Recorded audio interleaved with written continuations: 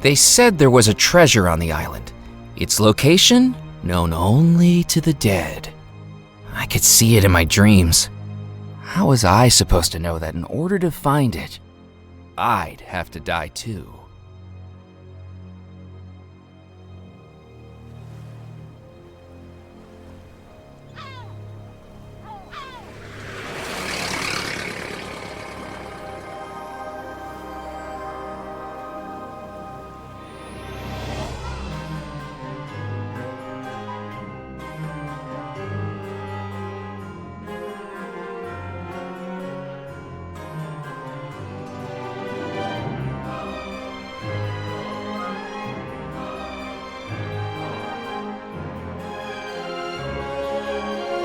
Can't lower it again.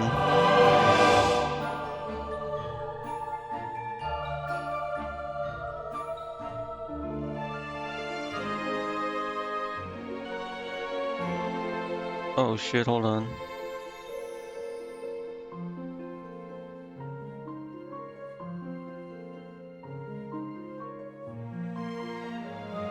Okay.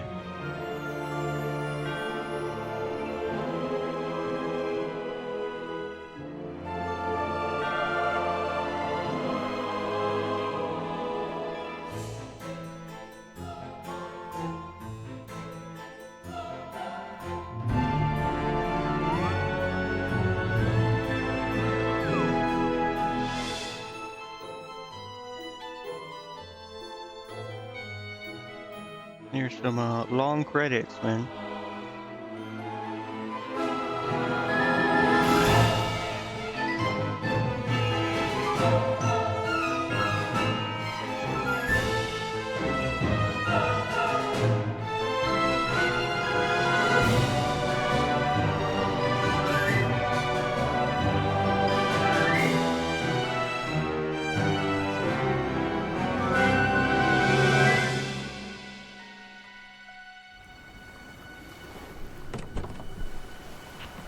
Well, I think you're a fool. Everyone on Devil's Rock knows what happened to that house. Over 30 years it stood empty now. Locals won't go near it. I say all it contains now is dust, cobwebs, and bad luck. I don't have time for ghost stories. Then what do you want with it? 33 years ago, the Belmore Trading Company was wound up and absorbed by the state. The owner's dead, the heir nowhere to be found. Money was missing from the company accounts, and it's still unaccounted for. I'm here to find it. So you're a treasure hunter? What? Not quite. I'm an auditor. An auditor? Records, taxes, all that stuff? Think of me as the adventurer of the accounts book. But on this case, I'm out of office and on location. At 8 a.m. tomorrow morning, the state's claim on that money lapses for good along with my commission. So I've got one night to find it. I'm overdue for a meeting with the parish comptroller to reopen the case. The comptroller you're meeting wouldn't happen to be Theodore Grimes, would it? Yes, I believe it is. Would be hard to convince him, I'd say. Why's that? I'm a good talker. He died about 4 days ago. I'd wager he's waiting to be buried in St. Juniper Cemetery, stiff as a board. Okay, that might be tricky. Talking to the dead isn't quite within my skill set. Remember what I said about that house and bad luck? My bad luck started long before that house. It's a 3-day journey to get here, and it took me 7. And ever since my suitcase got dropped overboard on the steamer, all I have to my name is a pocket watch, a magazine, and $1. Less than $1, actually. You owe me for the taxi ride. Listen, bro. What do you want? You want $1, bro? And here's your change. Didn't you say you'd take me into town? You can walk from here. No one with any sense would go further onto this island at night. And remember, the tide's coming in. Within the hour, you'll be cut off from the mainland until tomorrow. That suits me. I took the pocket watch out of my vest and clicked open the cover. I've got 13 hours to find $13 million. Unlucky for some, but if you're really dead set on it, here's a tip. Go find the Spirit Queen. The Spirit Queen? Who is that? I think you'll find you mean, what's that? Good luck, Murphy McAllen.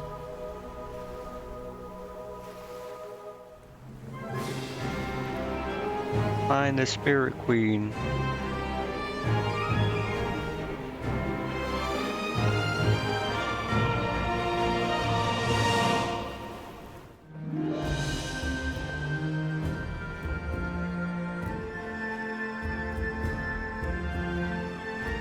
Walking into the port town of Deadnettle, I could sense its history in every stone, brick, and plank. Echoes of merchant ships loading and unloading all manner of cargo from expeditions throughout the Caribbean. Gold and treasure that may still lie hidden on the island. Alright, hold on 1 second, bro. This shit still seems kind of loud, man. Seems kind of low now, though. I don't think there's any music playing. That might be why. For now, I thought it best to explore the town and see if I could find a local who could tell me where to find.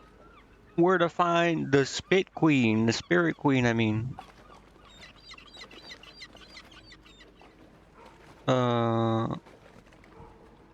See, this is journal, or this is like objectives, I guess. Diary of Murphy McAllen. Solutions to Murphy's adventures will be found within these pages. Only proceed when in dire need. Once the diary is opened, click on the goal circles to reveal a new clue. The diary can be closed again. How do I leave?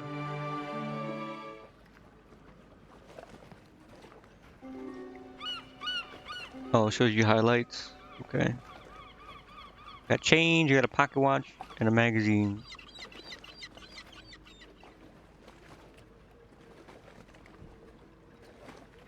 Let's go to The door was locked with a sign in the window saying, "Closed for private appointment. Reopening shortly." I could see 2 gentlemen inside the store. A spindly man with a wiry mustache had his face pressed against a display cabinet, while a diminutive older gentleman tried desperately to pull him away. I'd seen similar behavior in Laurel and Hardy pictures. Laurel and Hardy. Who the hell is Laurel and Hardy?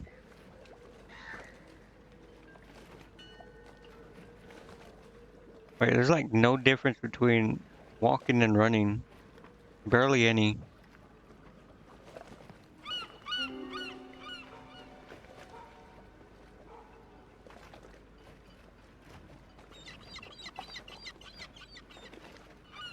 Alright, sorry, I was doing something. The sign read, "The Fantastic Fantocchio Brothers will be performing tonight. All ages welcome. Tips welcome even more." Fantastic Brothers or whatever. I'll be honest, I didn't read it. Puppet Theater. Puppet show hadn't started yet. Why are they playing at night? Or why are they doing like a play at night or whatever?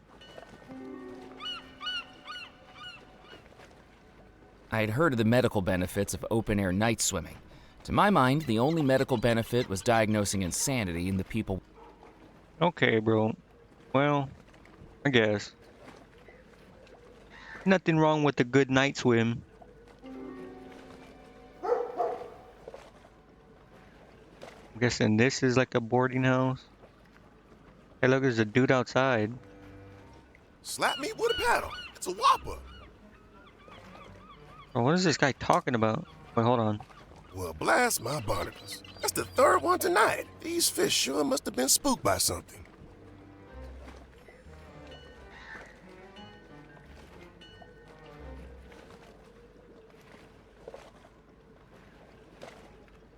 That was weird. Okay.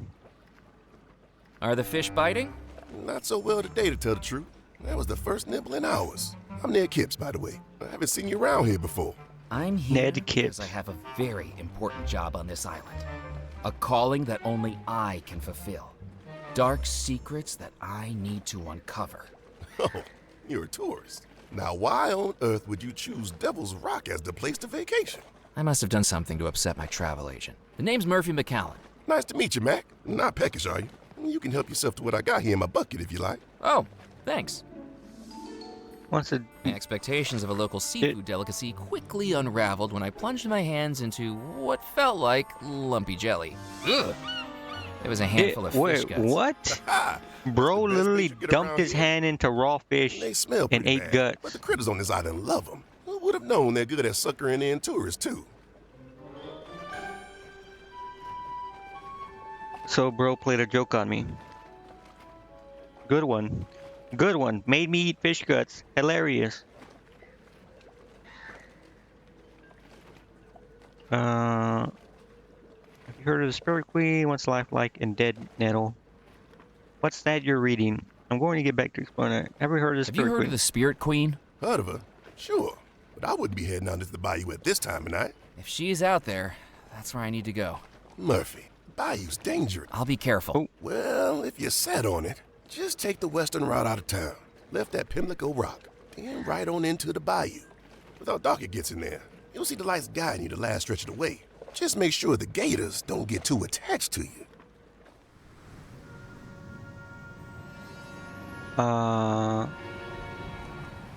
Okay. What's life like What's in life Dead Nettle? like in Dead Nettle? Well, it's not the hustle and bustle it used to be, but it suits me just fine. The ships just don't come through Dead Nettle anymore. Not since the disappearance. You must be Disappearance? talking about the Belmore wedding. The locals actually believe the story. Have you ever considered moving to the mainland? Nah, I wouldn't like it over there. Crazies, oddballs, crackpots. The mainland doesn't have any of them. Okay. Yeah, man. Who would like to live somewhere without like crackheads and stuff?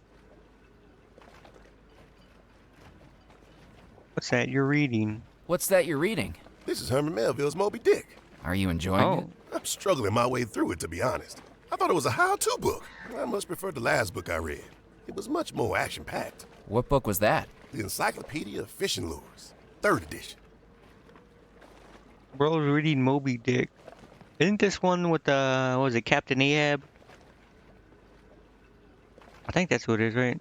The one that's trying to catch like it's like a white whale, something. Never read the book, but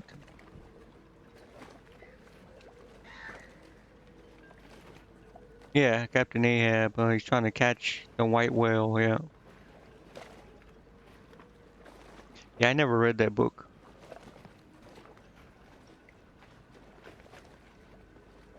I'm going to get back to exploring the island. I wouldn't go looking for it if I were you, you know. Excuse me? The folks this island gets now either seem to be looking for something or running away from something. You look like you're doing both. You got your eye on that Belmore treasure, and I wouldn't be doing right by you if I didn't warn you to stay away from it. I know this island has a reputation for the macabre, and it's all fun and games in the beginning, but dig too deep, and you end up in a place you don't want to be. What makes you think Ned looked at me in a way that told me my playing innocent wasn't going to work. What do you Okay, mean? that's right, but I'm not a grave robber. I'm an auditor, contracted by the state. It don't matter what your reasons are, Mac. You need to be careful with that house. Us locals, we don't go anywhere near it. I appreciate the concern, but who can really say they've seen a ghost? I have, Murphy, and I'm not the only one.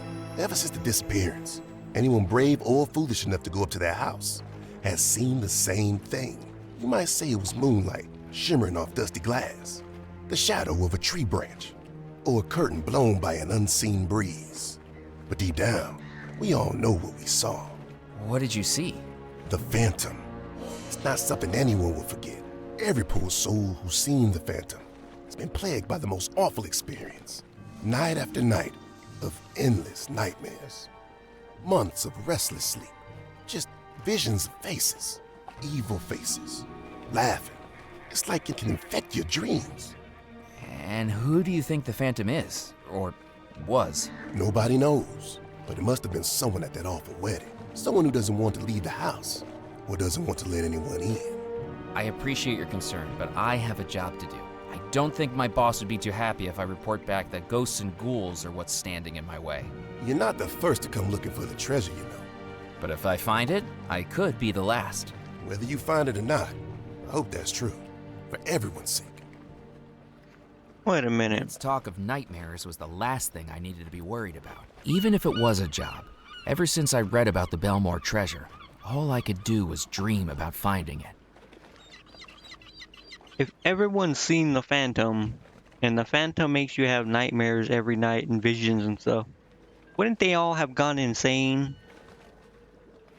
Or at least all be like just crazy or weird? Nothing's adding up here.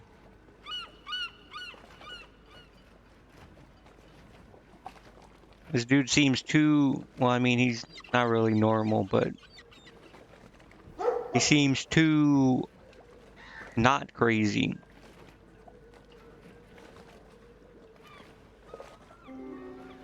I really wish there was a freaking hotkeys in this. I don't think there is, right?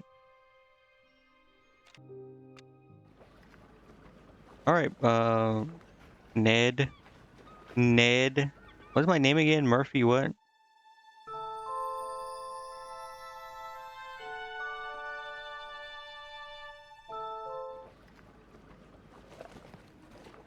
Bro gave me fish guts.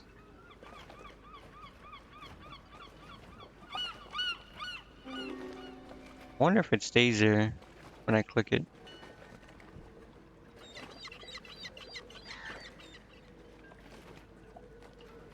Bro, getting around is so...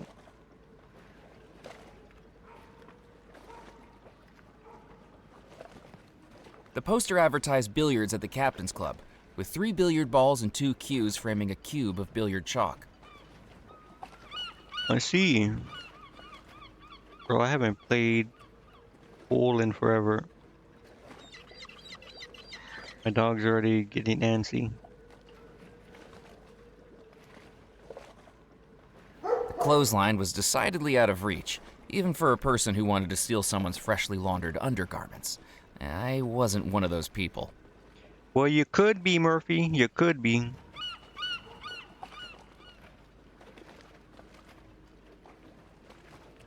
Of all of the papers pinned to the board, one article stood out to me. It showed the beaming face of a rotund fisherman on the docks, with a headline declaring he'd just broken the island's heaviest catch record. Why would that one stand out to you? I wasn't going to climb the mast. I had neither the proficiency with electrical equipment nor the desire to get electrocuted. Why would it let me click on that?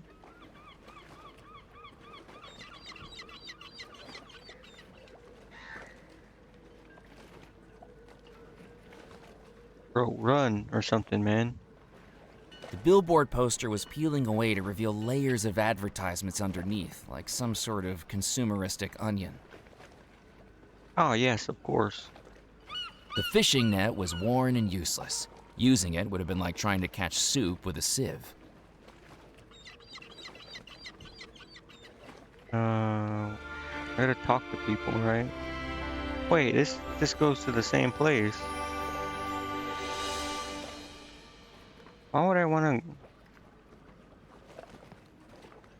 Whatever.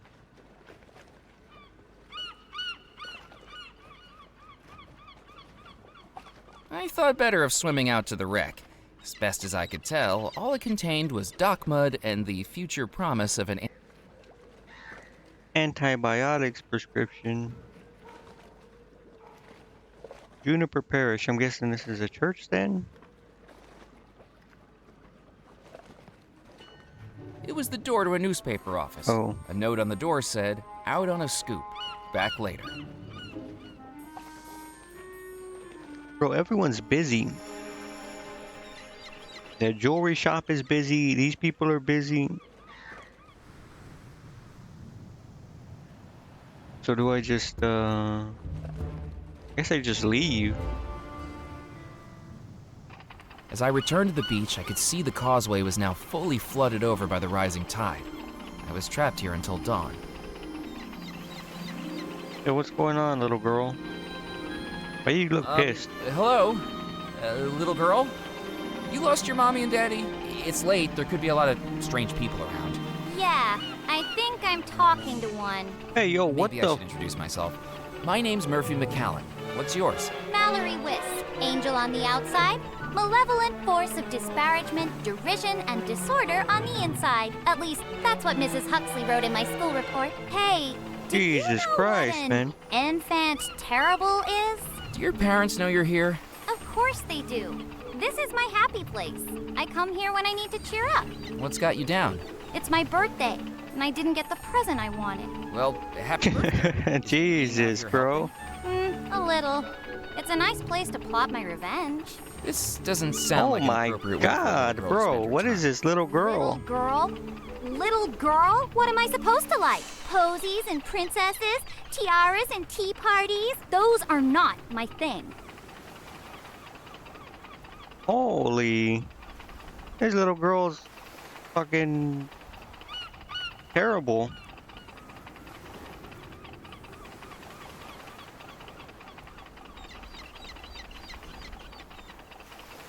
How are you planning on getting revenge? Planning on getting revenge. I'm not sure. Currently, I'm at the plotting and ruminating stage of my plan. What are you plotting and ruminating about? How things would be different if I was in charge of the world. We had a school project last week. What we want to be when we grow up. Mildred wanted to be a baker. Bobby wanted to be a firefighter. What did you want? Classic. Queen of the universe. Oh, I guess no one can accuse you of lacking ambition. Do you think you could fix the world's problems and make the world a better place if you were in charge? Oh, absolutely not. It would be far worse. oh my patience God, is bro. worn so thin with all the idiots around me. I don't know if it would be wise for me to wield that much power. You to the dungeons. You to the torture room. Oh my It God. would be very cathartic for me, though. Holy. What present did you want for your birthday? A doll? A doll? What's wrong with wanting a doll? Nothing. I just didn't expect it. It doesn't quite fit with your whole aura. I'm still a little girl. I don't have to defy all your stereotypes. Instead, I get this stupid tin boat. I know Sebastian's got something to do with it, too. He was all over the tin boat when I showed him my toy catalog from Mulligan's. Is he one of your friends? Not in a million years. You can see right through him. I wonder if she means that literally.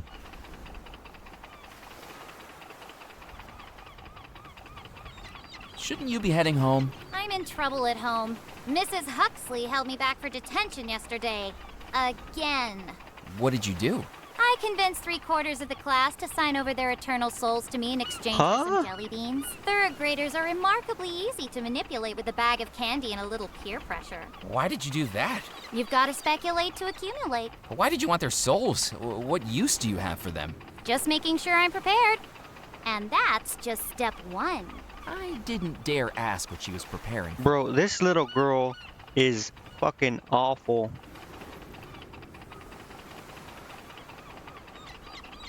Have you heard of the Spirit Queen? Look, if Maury put you up to this, you can tell him that I have no intention of going anywhere near his big, boring boat again. And anyway, those skulls look better with a little lipstick on them. I even made some cowrie necklaces for them, but nope. If we have a skeletal uprising, they're just going to have to maraud without being dolled up. And they'll have to take it up with Maury. Who's Moray?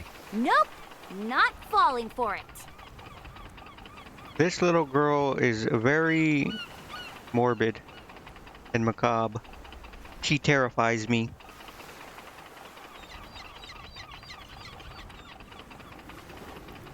Do you like living on Devil's Rock?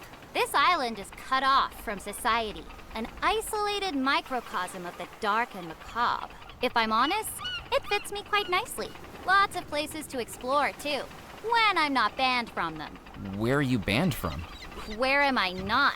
The Captain's Club wouldn't let me in after I declared a mutiny. The lady at the newspaper office kicked me out when I tried selling stories about a zombie uprising. The witch doctor in the bayou threatened to hex me if I didn't stop sneaking on board and borrowing his toys. And the gravedigger banned me from the cemetery when I played a teensy little practical joke. What did you do? I convinced him the stiff he buried was still alive. People are so antisocial around here. Well, I think I found Rosemary's Baby. I better get going. I wouldn't walk across the beach again if I were you. This beach is covered in quicksand. I can hop along the surface, but with your weight, you'll be sucked down like a noodle. Oh no. Really? This beach has quicksand?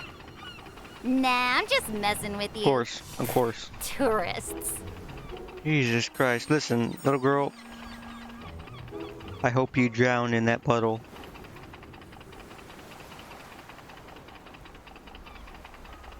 Where'd I go, though? I want to take her balloon. I didn't want to take the little girl's balloon. Why from not? her. She's Her fucking brooding piece of face shit. made it more than clear that it wouldn't be a... Despite the little girl's disparaging look at her tiny toy, I doubted she'd be okay with me. Who cares what she thinks? She's horrible.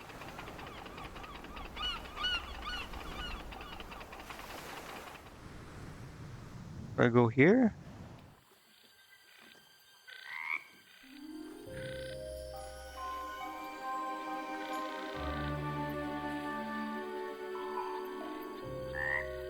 After what felt like miles, the eerie darkness of the bayou gave way to the soft orange glow of a gas lamp. And beyond it, the last thing I expected to find in the heart of the swamp. I probably used the fish guts on the alligator, right? Hand-painted lettering on the side of a paddle wheel Spirit revealed the Spirit Queen. Queen wasn't a person, it was a riverboat. Its hull sagged, the wood swollen and split from years in the swamp. Peeling paint curled like dead skin. And what remained of its once grand decks now tilted and crooked. It looked like a wedding cake that had been left to rot. Ooh. Is this like a, I mean, obviously it's a river boat, but, for my dog. Is it like a gambling boat or what? I jiggled the handle, but the door was locked. Yeah, no shit. Knock on the door, bro. The damp air of the bayou had swelled the window in its frame. It would need more force than my bare hands could supply to open it. I Okay. considered climbing the water tower, but I couldn't imagine what I'd find at the top other than stagnant, moldy water. Knock it And there over was onto the plenty of house, that in man. the bayou already.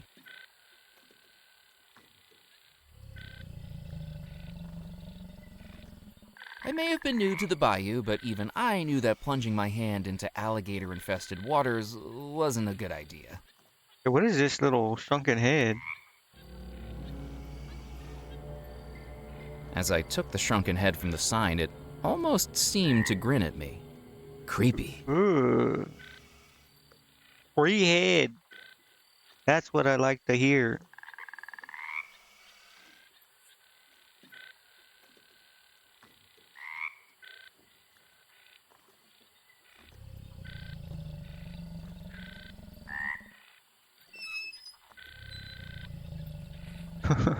Fuck.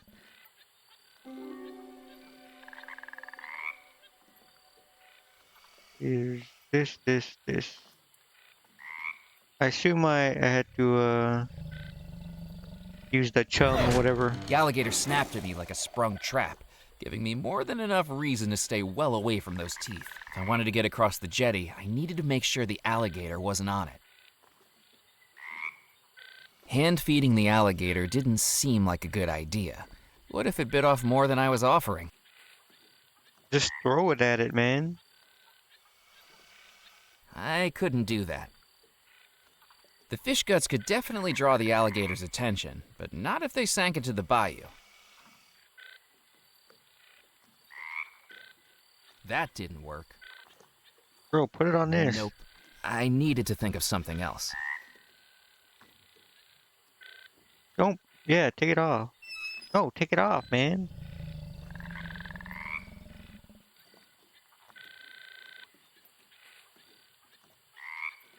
I don't know then.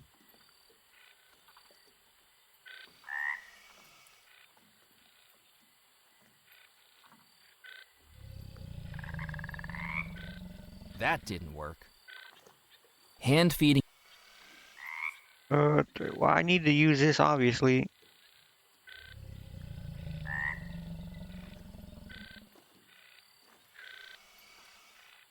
I probably missed something.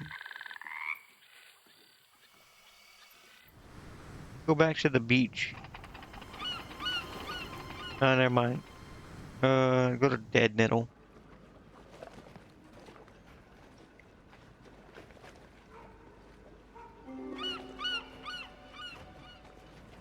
talk to this guy. Maybe he can be like, tell us what to Good do. evening, Ned. Hello again.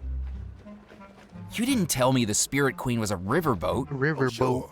That thing's been moored up in the bayou with her keel kissing the mud for years. Witch doctor lives aboard her now.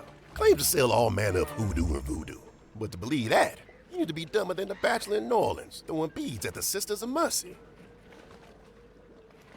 You okay? Catch you later, Ned. See you around.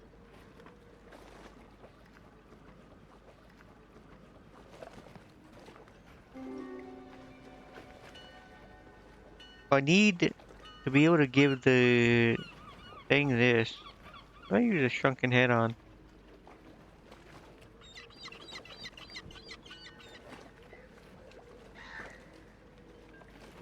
It would have to be.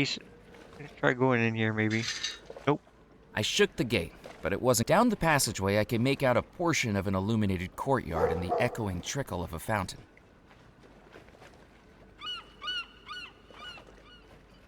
I need something to, like, throw. Something that would float.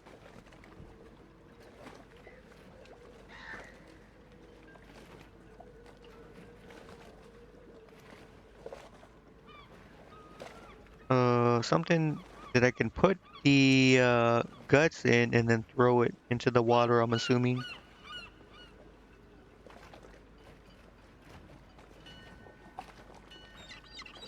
The balloon, maybe? No.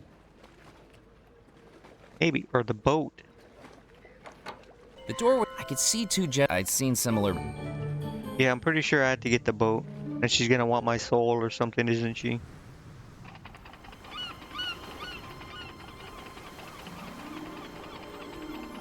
Hello again, Mallory. You snuck on board the Spirit Queen? You got past the alligator? Oh yeah, Mephistopheles is a big softie. Mephistopheles. He likes the smell of rotting fish in my hair. My dad works the trawlers. Our entire house stinks like the inside of a humpback whale. If you're not happy with your tin boat, could I have it? I'll tell you what. I'll trade you my boat for your soul. Of course. Of course.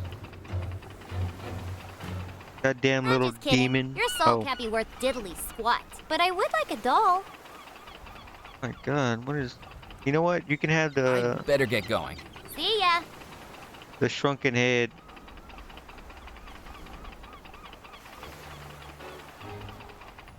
How would you like to trade your tin boat for this? A doll? At least the head of one. Deal! Oh my god. Oh, I'll hug him and kiss him and conquer the world with him. Well, good luck to you and your Prepare to future win. husband that you're gonna murder.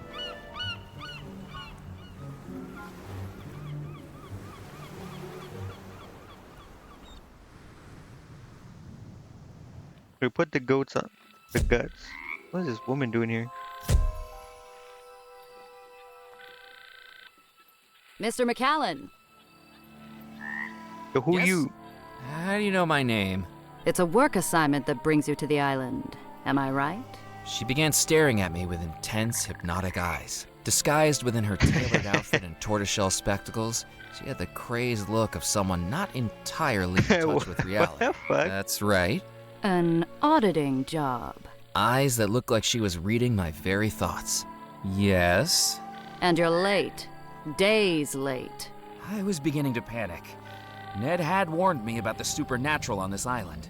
Was this person standing in front of me equipped with psychic powers that could read my very thoughts? How do you know all this? Are you the witch doctor? The witch doctor? No. It was written on this telegram that came in for you. It came through a few days ago now. Your boss isn't too happy by the looks of it. Bill Bolam, the taxi driver, telephoned and said I'd find you out here. You're reading my telegrams? Who the hell are I'm a you? newspaper reporter. Oh. It's one of the best ways to get a good story. Now, do you want it or not? If you wouldn't mind. McAllen, you're late reporting in. I don't remember authorizing the reopening of a cold case, but you better make sure it pays off, or you'll be swapping desks back to the mailroom. Sid Sinclair, Sinclair Auditing Company. Do you want to send a reply? What was there to say? My only contact was going to be pushing up daisies by morning, and my one lead was the magazine I'd been carrying with me since heading out. Before I checked in with my boss, I needed some progress to report badly. You know, for now I'll just leave it. Suit yourself. Sounds like you're up to some fun on the island, Murphy. Be a sweetie and keep me updated so I have something to write about, won't you? She didn't even wait for a reply before she started striding back through the bayou. She hadn't taken a single thing from me, and yet somehow, I still felt like I'd just been mugged. I don't know what the hell I mean, what did I expect on a secluded island or whatever? Yeah, it is a secluded island. Okay, well, makes sense. Bunch of insane nut jobs. I packed the fish guts into the tin boat. It was the smelliest little ship to sail the 7 seas.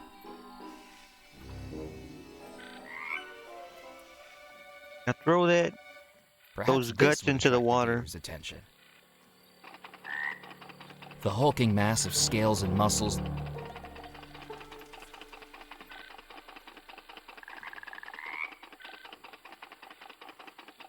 Now I knock it into the water, Ready? right?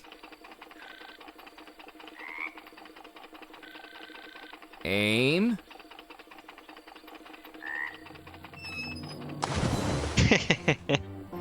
Bro. With a splash that would be the envy of any cannonballing kid at a pool party, the irritable reptile disappeared into the murky bayou. I just hoped it didn't hold a grudge. It does. It's gonna eat you later, Murphy.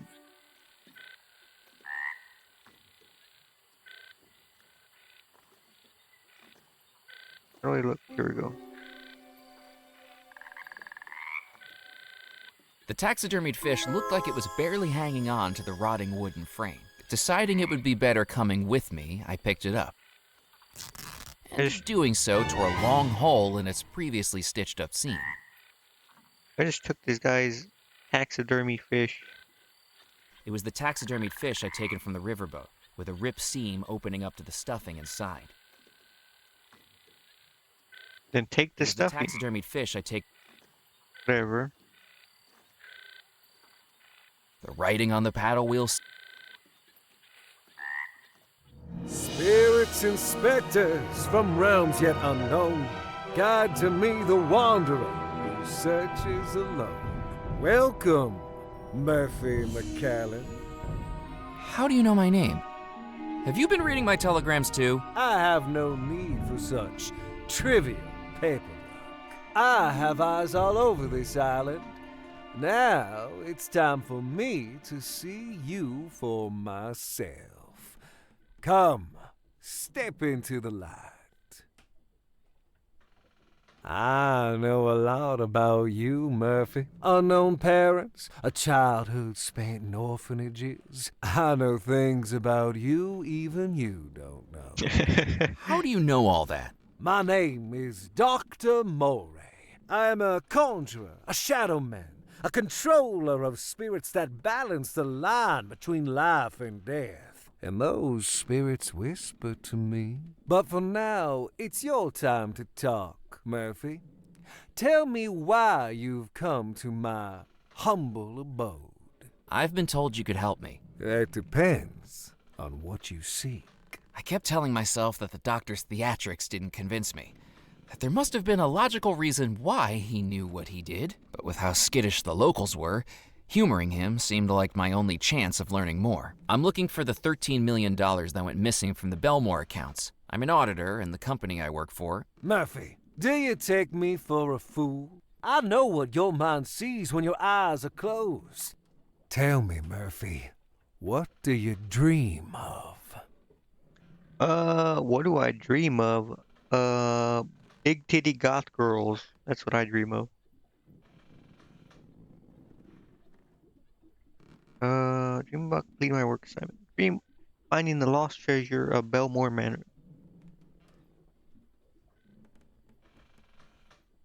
I dream about finding the lost treasure of Belmore Manor. I see that spirit within you, hungering for more than an auditor's life. And I know You've dreamed about that treasure every night since you first read the story. Tell me I'm not right. It's like the treasure I just is told you, bro. calling out for me to find it. Many have sought the lost treasure of Belmore Manor. All have failed. Some, it is said, have perished in the process. Do you know what happened at Belmore Manor all those years ago? The ghost story? I've read it, but I don't know how much of it is really true. All of it. Dark magic All of runs it. throughout Belmore Manor. The house was built by the Belmore brothers, 3 merchants from England who made their fortune trading across the Caribbean. Xavier Belmore, an explorer, Yardley Belmore, an actor, and Cecil Belmore, a scientist. Their parents dead for many years, they each loved and cared for their young sister, Abigail. Abigail met a young sailor who worked aboard her brother's ships, and in less than a year, he proposed. The engagement was a scandal. Despite having the pick of any eligible bachelor in high society, her hand and her share of the Belmore fortune was to go to a commoner. Because That of peasant. their unconditional love for their young sister, the Belmore brothers sanctioned the union. But people began to wonder if Abigail was being locked into marriage, whether by blackmail or black magic. The 3 proud brothers planned a grand wedding, but in the months leading up to it, one by one, each of the brothers was lost, presumed dead. And yet the wedding was still to go ahead. And with Abigail set to inherit the entire Belmore fortune once she came of age, people began to wonder whether the sailor was not a perpetrator, but a pawn. On the morning of the wedding, Abigail summoned the sailor to her chambers. "I don't love you," Abigail declared. "I never loved you." Jeez. And before the guests gathered in the house, Abigail declared that she would marry another on that same evening. The same John night? Rackham, first officer of the Belmore Trading Company, would be her new groom. Except that didn't happen. That night, everyone in the house suddenly and mysteriously vanished. Perhaps it was the last revenge of the scorned sailor. In the house that night was a heart that would be broken, a victim who would be tricked, and a force that would unleash evil. But no one knows exactly who each was. If you want to find the treasure, Murphy, you'll have to find out.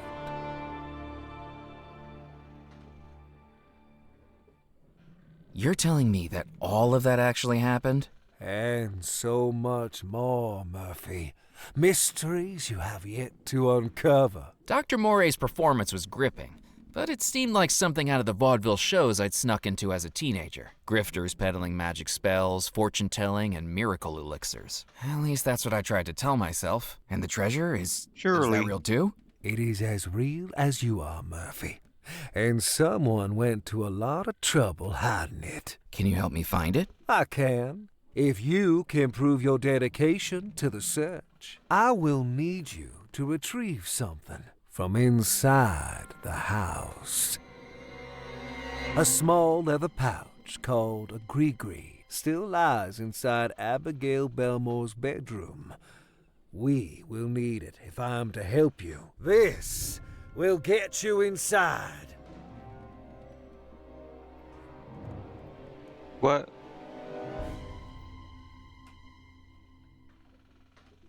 You're not gonna pull a rabbit out of your hat for your next trick, are you? I do not do tricks, Murphy McCallan. You'll soon learn this. The Belmore estate lies at the end of the northeastern peninsula of Devil's Rock. Find that gree-gree and bring it back to me. Bro really just made a key float. I'll be here when you return. And Murphy, this ghost story, now it's your story too. Well, that's not foreboding at all.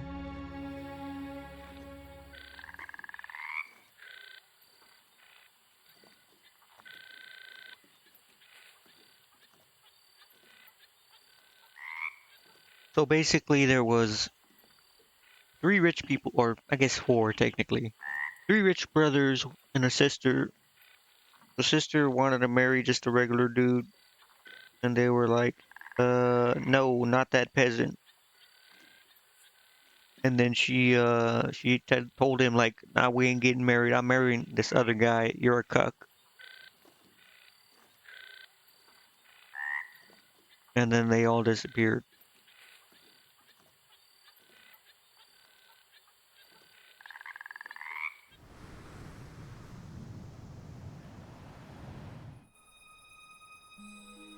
The Framed by Gree-Gree. trees and lit by moonlight, Belmore Manor stood imposingly in the still night air. Even without any lights on, it felt like something inside the house was calling me, or warning me.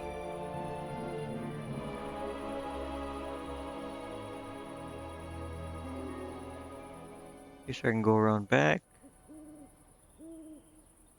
Probably need to go around I back. considered wading into the pond, water up to my waist, squelching my way through the reeds and mud, past frogs, bugs, and water snakes. Then I realized I had absolutely no reason to I was do gonna that. say,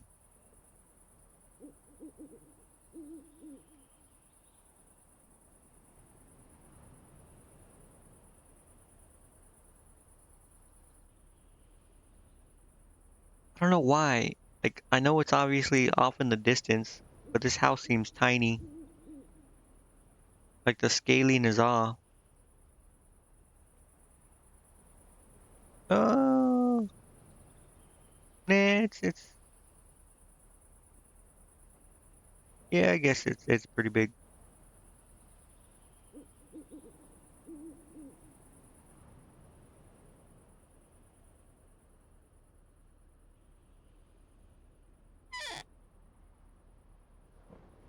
From the patina of rust, it was clear the patio set hadn't been used in decades.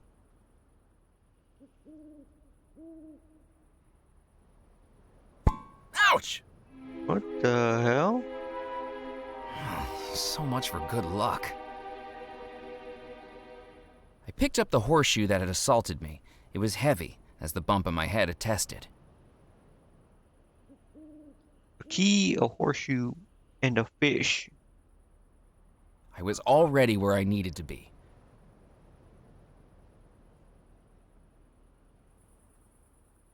From the outside, I couldn't spot any clues to the location of the Belmore treasure. Go in the house, bro.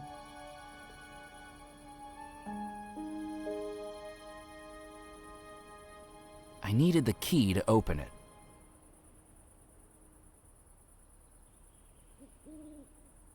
You mean the fucking key I have, bro? With a deep breath, I placed the key into the lock of the house I'd been thinking about for weeks and turned it.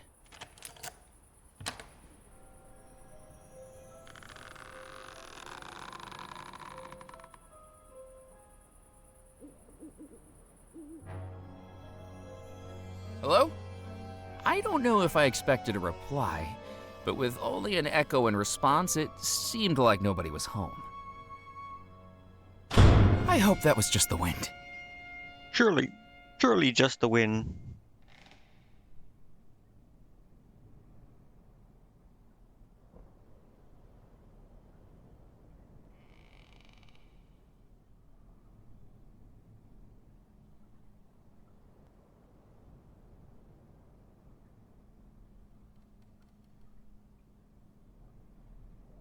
Okay, oh, An orb appeared seemingly from nowhere, glowing and shimmering with energy. it's just a projection. Simultaneously captivating and terrifying.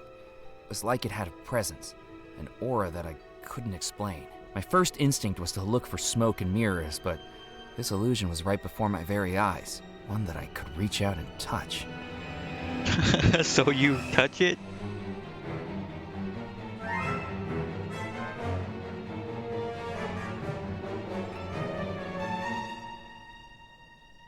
Well. Let's look at this picture. This is Abigail, I It was a guess. painting of Abigail Belmore, hauntingly beautiful. Without a flue, the fireplace seemed entirely decorative, and yet, standing in front of it, I could feel a breeze. Interesting. It was a family portrait of all 4 Belmore siblings. The 3 brothers stood around their seated younger sister. Okay, so I'm assuming it probably wants me to follow that thing. We're probably The all door locked. didn't have a visible lock, but as much as I Let's just try. With neither of the doors appearing to open, I peered through the crack between them. I couldn't tell if I was imagining things, but it looked like shadows dancing.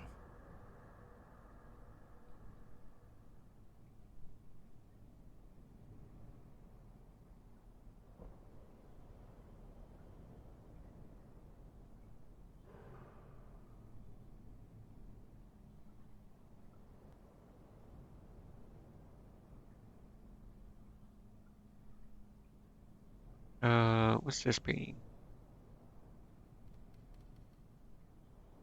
It was a painting of the gazebo I recognized from the cliff top.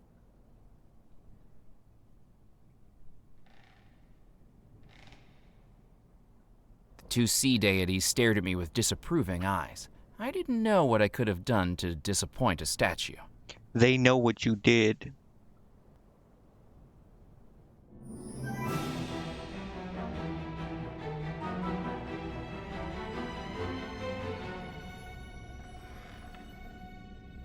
Follow the thing.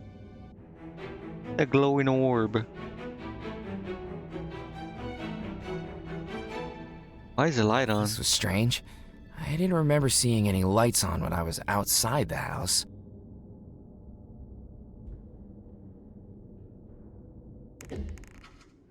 Walking into the room, I realized it must have been Abigail's bedroom. I was in the right place. Somewhere in this room was the Gree-Gree, and I needed to find it.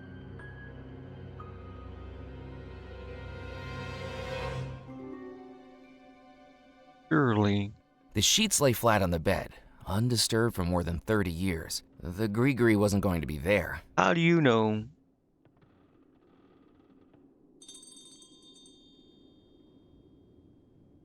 Yeah, I don't know what the hell that was for, but that's probably seeing as how it's beside the bed, it's probably like a bell or something to call like the butler, right?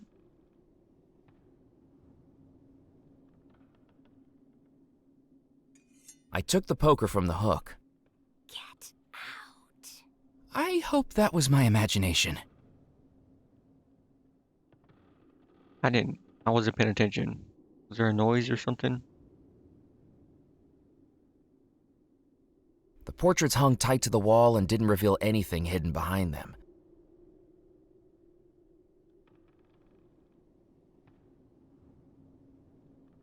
Lighting the fire may have warmed the room, but it couldn't take away the chill I felt standing there. Lighting the fire may have... I tried to lift the ashpan grate, but decades without use had rusted it in place. It's probably in there, but let's look at other stuff first. The phonograph didn't have a record to play.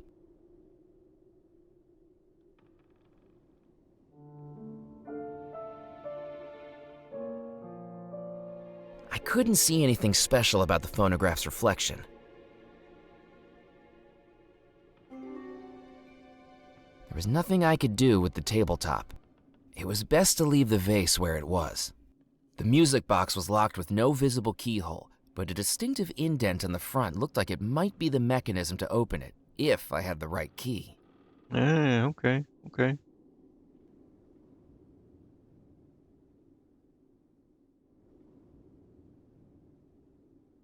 The portraits hung tight to the wall and didn't reveal anything hidden behind them.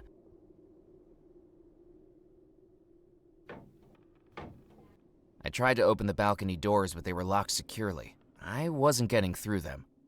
Alright, bash him open. I'd have felt terrible if I damaged the balcony door. Why, Besides, the bro? gree I was after was somewhere inside. No one lives there anyways.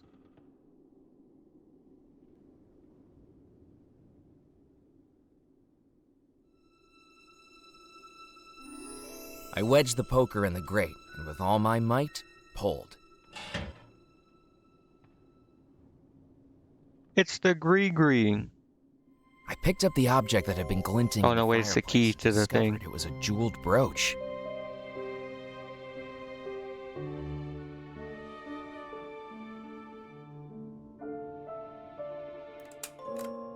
The brooch fitted snugly into the indentation in the music box. With a small click, the music box opened and revealed the contents it had held untouched for more than 30 years. The small leather bag was just as the witch doctor had described. It was hard to imagine what could be so important about it. Open it. Oh, You should not be here. why not? Wait, I can explain. You don't belong here. I don't mean any harm. Get out. Get out. Oh.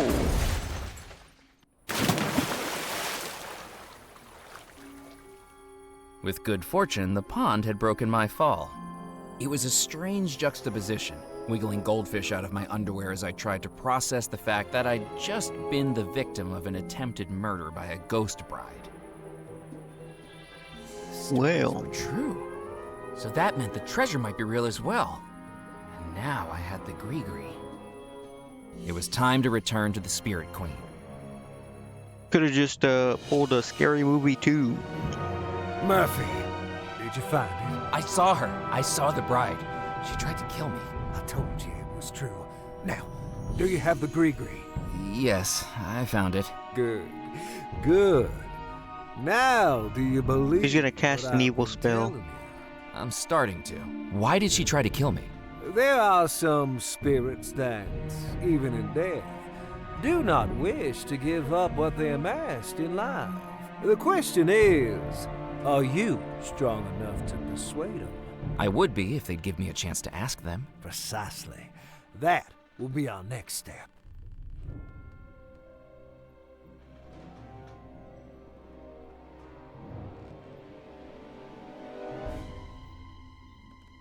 The hell? A manuscript for a voodoo spell? A spell to help me find the treasure? A spell to reveal those who know where it is. There are many things on this island that have gone unseen. Stories that have been left unheard, at least by mortals. But I commune with realms beyond. Let me introduce you to a friend. Who? Out of the shadows, the cursed and the damned, return now, my servants, to do my command!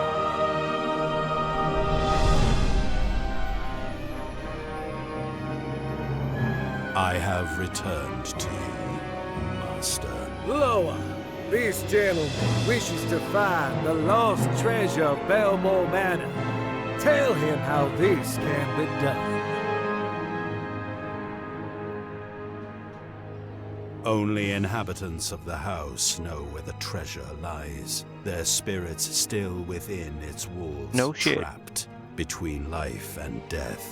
To ask them, those spirits must be pulled back to the mortal realm. And that is what our spell will do, Murphy. A summoning spell to unveil the ghost trapped within the house. 7 ingredients place inside, tie closed and then unseal.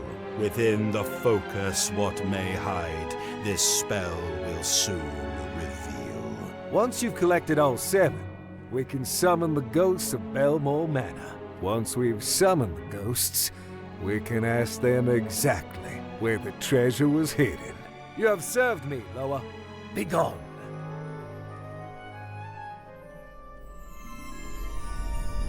Interesting. That, Murphy, is your goal. Find the 7 ingredients named in the voodoo manuscript, place them in the gree, and return to the Spirit Queen. Are you up to the task? I think so. Excellent. Then there's just one thing left to do. The gree that you carry is not yours. It was stolen from the spirits. And an artifact of voodoo will only work for its rightful owner. To be used, it cannot be stolen. It can only be bought or traded or inherited. Fortunately for you, the spirits and I are willing to make a trade for something symbolic of your spirit. The spirit that yearns to escape its humdrum life. If you want the gree to be rightfully yours, what do you have to offer? Why the hell would I offer you anything?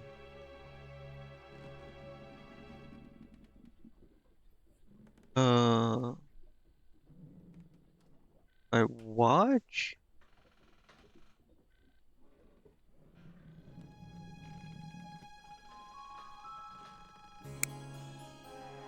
What about this? A pocket watch, a symbol of the life that doesn't satisfy you, a symbol of lost time. Dare you give it up? I think I can do without it. Then cast it into the spirit pool.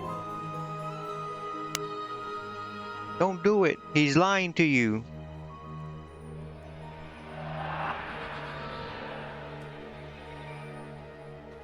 The spirits have deemed it a satisfactory trade. The gree and its powers are now rightfully yours to wield. You are ready now, Murphy. Head out to the island and retrieve the ingredients we need. Then I will show you the final step of the spell. How am I going to find what I need? Everything I've ever needed for my voodoo spells, I've found here. It's as though this island draws the supernatural to it. The bayou, the beach, the town, the manor, all will help you in your search. Tell me, Murphy, have you visited the mill to the north, the fort to the south, the church at the island's heart? The island will lead you to that which you seek. I have no doubt about that. Why the hell am I listening to a witch doctor? It summoned a goddamn spirit to do his bidding?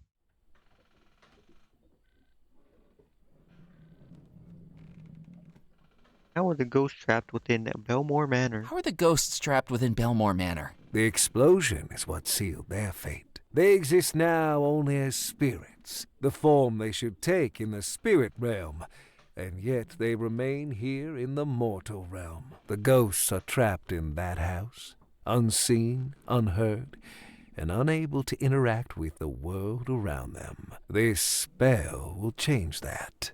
How is the bride able to attack me when she's supposedly unseen and unheard? Voodoo works best when attuned to emotion, and the strongest of those emotions can sometimes push beyond the known limits. She must have been very angry with you. If I summon the spirits of the house, won't I also summon the bride again? Very true, Murphy. Best be a little more persuasive this time. Alright, I'm starting to think this dude's a fraud. Not a fraud, but he's not a very nice person.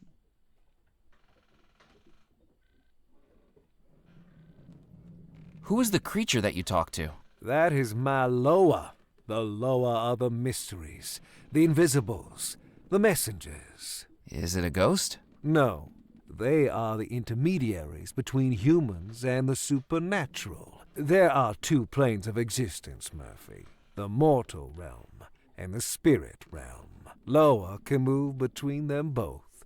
With my powers, I can command them when they do. Okay, well that's... What was the explosion that caused everyone to disappear? It was a tearing in the very threshold between life and death, a chain reaction of spirit energy suddenly unleashed by the most violent of emotions. Just as the bride's anger allowed her to manifest in front of you this very evening, think of the rage that must have caused an entire household to explode and vanish. What? Wouldn't there have to be, like, a bunch of dead people there already for that to happen?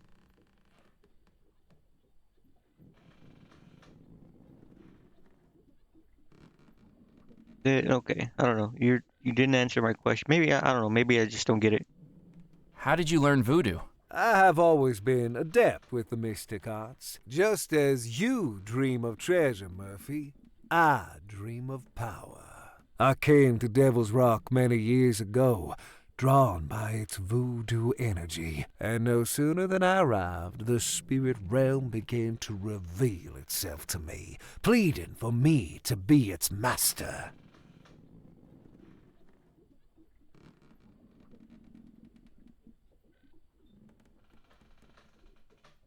This yeah. I mean, we'll see, obviously, but this guy's obviously probably not a good guy.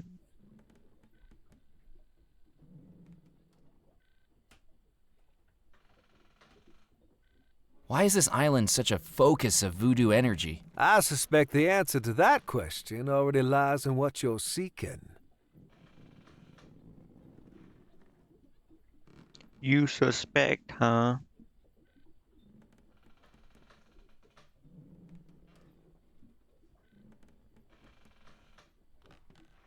I feel like this guy is lying to me. What's this riverboat we're aboard? This is the Spirit Queen. It used to be a pleasure boat, plying the rivers around the island, a den of drinking and gambling. That's how I came to own the boat. A lucky game of chance. But between you and me, Murphy, it's a lot easier to win when you have spirits to control the roll of the dice. It sounds like you cheated. Fate was always gonna bring this boat to me. I just hurried it along.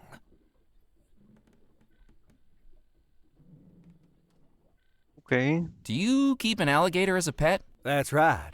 My dear old Mephistopheles. Blind as a bat, but with the smell of a bloodhound. Good thing he's chained up safely in the boiler room. No, he isn't. He was out on the jetty when I was trying to get aboard. Where is he now? Swimming in the bayou. Oh dear, not again. What do you... Okay. Something wrong with that, man? I'm going to go and find the voodoo ingredients. Hurry back. This guy... He talks very weird. Part 1, the summoning spell. I guess we're gonna summon the ghost.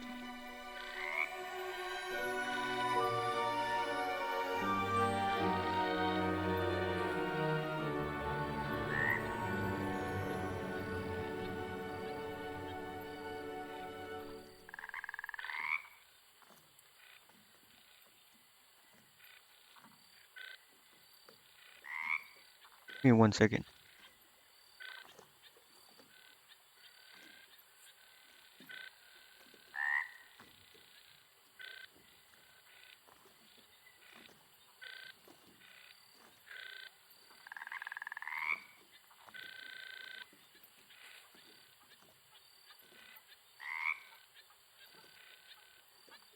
Okay, right. We gotta do all this stuff. So we need coffin nails, chalk, a black feather, gunpowder, silver coin, rum, bone fragment, and the focus I'm guessing is the gree. Because within the focus, what may hide, this spell will soon reveal. 7 ingredients, place inside, tie closed, and then unseal. I did that backwards, whatever. What do I have? The illustration was a ring of 7 ingredients. Place inside, tie closed, and then unseal. Within the focus, what may hide, this spell will soon reveal. It was a manuscript that looked hundreds of years old, with the instructions to a spell that summoned things hidden within. Okay, how do I get out of this though, man? Okay. So, I don't think I have anything right now. It was a heavy iron horseshoe. Iron horseshoe. It was an ornate brooch that had tarnished with age, What should have been a sparkling gem was now grimy and dull. It was the taxidermied fish I'd taken from the Why do I need that though?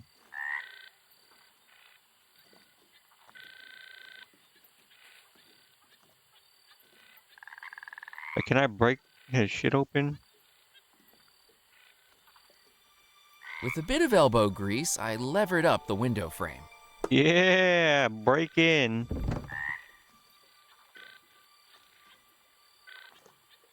Pressed against the inside wall was a dusty desk covered in spiderwebs, and to top it, one thing lay undisturbed, a small folded document which I picked up, along with an inadvertent 8-legged companion. Ooh. Ghost Hey. stories and haunted treasures I could handle, but spiders gave me the creeps.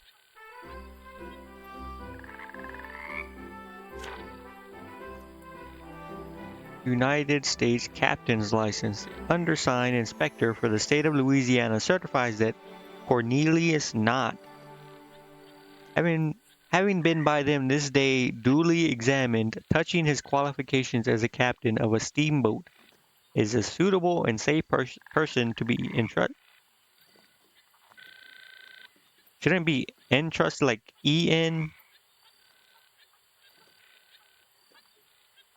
Entrusted with power and duties of captaincy, and license him to act as such for 5 years from this date on all navigable waterways of the state of Louisiana. As such, the above name does solemnly swear that he will faithfully and honestly, according to his best skill and judgment, without concealment or reservation, perform all the duties required of him as a captain, by the Act of Congress approved June 9th, 1910. Given under my hand is 3rd day of March 1923. B. Butterworth. Why would I want this? It was a riverboat captain's license belonging to a Captain Knott, but the space for a photograph was empty. It was a riverboat.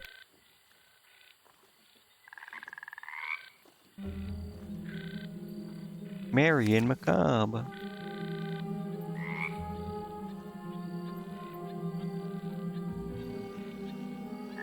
Oh my, it's the whole goddamn thing.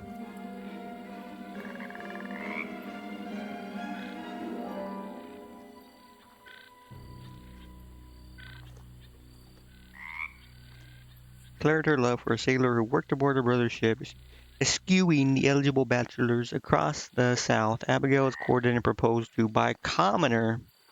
Unsure at first, but compelled by their love of their little sister, the brothers sanctioned the marriage and planned to make it a spectacle, but a fairy tale wedding this was not.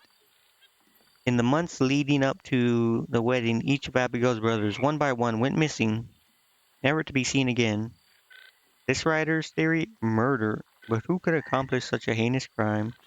Oh, so her brothers went missing one by one. Story takes a mysterious twist. The morning of the wedding, Abigail declared she would not marry the stalwart sailor, but would instead marry John Rackham, the first officer of the Belmore Trading Company and its director, following the disappearances of the Belmore. I mean, it's obvious that dude killed him. Was the bride stolen from the sailor? Was the bride rescued by the officer? Or were the two men simply pawns of a demonic debutante? Following morning came, and no newlywed couple was to be found. Through the night, it is said that a huge green flash erupted from the manor, and no one, not the bride, the groom, nor any of the guests, was ever seen again. House was abandoned, the Belmore Trading Company broken up and sold off. The island left it to fade into obscurity. Yet the wealth of the Belmore family has never been found, gold, jewels, or even esoteric treasures, and still lie undiscovered to this day. Trading with secrets, what happened to the vanished wedding, Belmore stranger. Rumors abound that the Belmore brothers had an interest in the occult, and this dalliance with the dark arts may have seduced them. Could voodoo from the Caribbean expeditions have infiltrated Belmore Manor? Night sky above Devil's Rock still illuminates with green glow. Memory of that fateful night, our wedding, or perhaps as a beacon. But you're foolish enough to pursue it. These are the brothers. It was the Okay. magazine where I'd first. Oh, so there's like a bunch of different places. Okay, the little girl's gone now. Wait, hold on. Give me this bottle, bro. As I picked up the bottle, I anticipated what could be inside. A brine-stained treasure map, perhaps, or a scribbled plea from a castaway Nothing. desperately awaiting rescue. Looking inside, I found it was empty. The only writing on it was the embossed glass letters of the Orangello Soda Company. Yeah, just put it in your pocket, man. Of course. It was an empty soda bottle I'd found on the beach. I'm gonna have to fill that with liquid. What do I need again? I'm probably gonna need to put rum in that, right?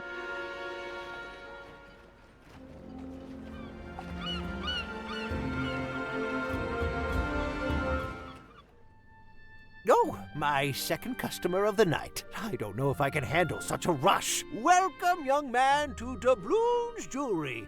Oh, the riches to fill your breeches. Jewels, silver, gold, the finest things for you to behold. Whom do I have the pleasure of meeting? My name's Murphy McCallan. Oh, a pleasure to meet you. My name's Jasper Crumb, owner and proprietor.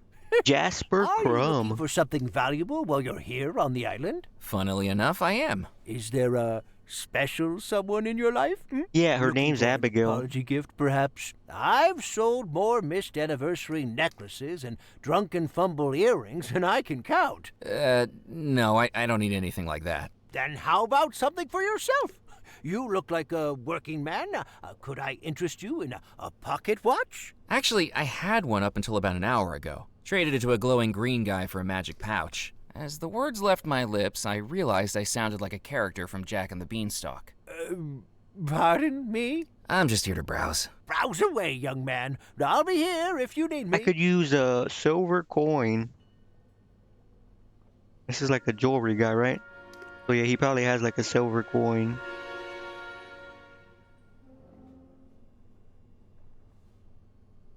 The cabinet was filled with precious jewels, geodes, and fossils next to a small sign that read, Treasures of the Earth.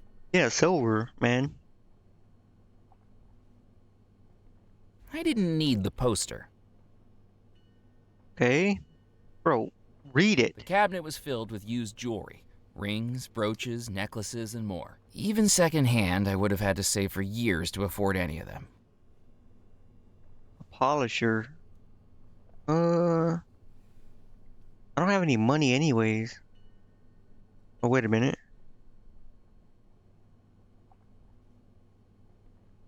Excuse me, would you be able to polish a brooch for me? Let me take a look. Oh my god. Well, 18-karat yellow gold, filigree wirework in a handcrafted floral motif, and round, brilliant cut ruby. If I'm not mistaken, made to fit a music box? That's right. How did you know that? I know my own handiwork anywhere. Now, how did you get a hold of it? Don't tell him. Just Don't a tell gift. him. What a generous gift indeed. Well, we do offer free polishings on all items purchased here, so I'd be very happy to shine her up for you. Please, bear with me for a moment.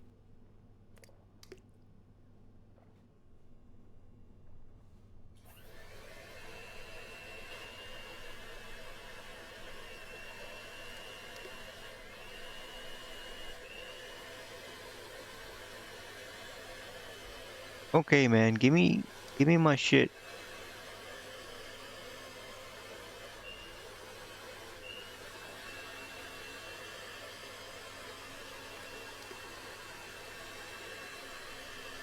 Alright, bro. How about this? I go take a nap. You tell me when you're done.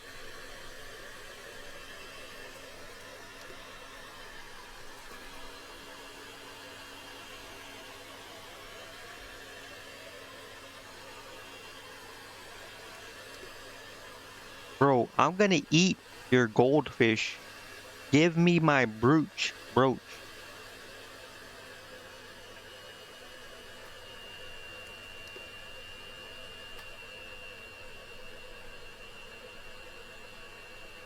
Had to click on them, don't I? Yeah. Let's look at the fish, actually. There is no way I could carry a fishbowl full of water and a live goldfish around with me. The neck of the bottle was far too narrow for the pudgy little goldfish to swim through. Hey, don't call him pudgy. Hey, take his money. Robbing a jewelry store really wasn't my style. But it's mine.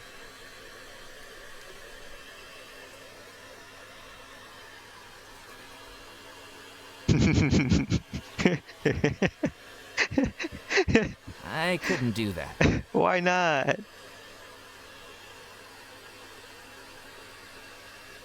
Alright, it just, is that a goose? I inspected the carving. Its woodworm-dotted surface and water-stained edges suggested it had once been much more than a decorative piece in a jewelry store.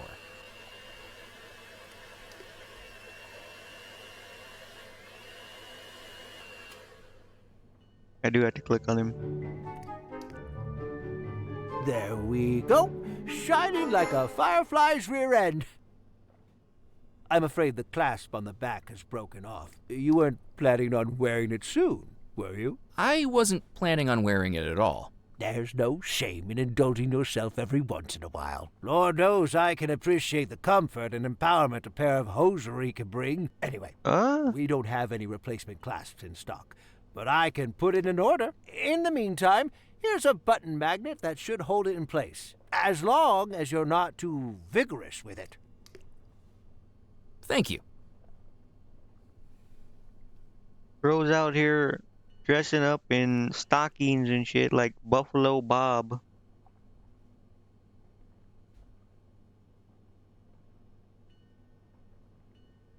Maybe I should button magnet. I didn't need to wear the brooch, and obviously its red stone wouldn't suit my jade complexion. I didn't need to wear the brooch, care, man. and obviously its red stone wouldn't Good evening, Mr. How can I help you? How's business tonight? You're not a millionaire with an enraged fiancé, are you? I'm not, no. I didn't think so. Then business tonight is about as lively as snails. I thought you had in a decaf. customer. The only other customer I had in here tonight was more interested in the provenance of fossils than the shiny stuff. Booked a private viewing, and then didn't buy anything. Can you believe it? The first time in weeks this shop gets a private viewing, and all they're interested in is bones. You sell fossils, too? I sell all the treasures of the earth. If it's under the ground and I can sell it, I'm interested. I How hear Burke about- and Hare had the same philosophy. About a skull. What's the carving on the front of your counter? That is the genuine stern carving of the golden goose, the famous brigantine. I could trace my family's history on the island back hundreds of years, right back to the ship's owner, Captain Bartholomew Crumb. You've heard of him, I expect. Captain Crumb, the vicious pirate? I read about him as a child. One of the most successful in the Caribbean. That is, until, as the story goes, he got pursued by a ghost ship. A ghost ship.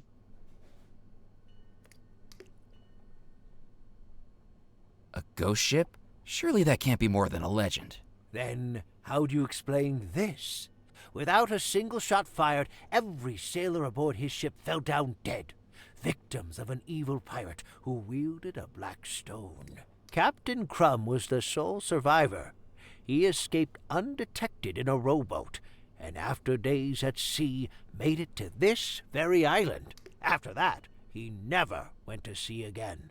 Instead, he set up this shop with the one chest of jewels he'd managed to carry away. Some of the gems you see around here still date back to that final hoard. A black stone killed the crew?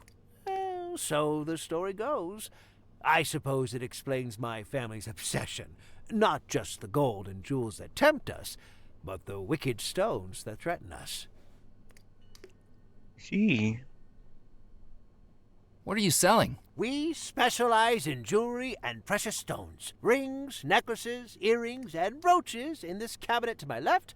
Gems, geodes, and fossils in this cabinet to my right. You'd be surprised at how much of an impact some stones can make. My family can tell you that. We also offer a free polishing service on all purchases from the shop. Just bring it in and we'll shine it up for you. Our little thank you to our loyal customers. How do you know what jewelry was purchased here? I handcraft everything this shop sells. I have an encyclopedic knowledge of our wares, Mr. McAllen, going back decades. Okay, well, Why did Captain Crumb come to Devil's Rock to set up his store? This was his home port. Devil's Rock used to be quite the lawless island. Legend goes he used to hide his treasure along the southeastern coastline. The island is dotted with caves. Plenty of places to hide the loot.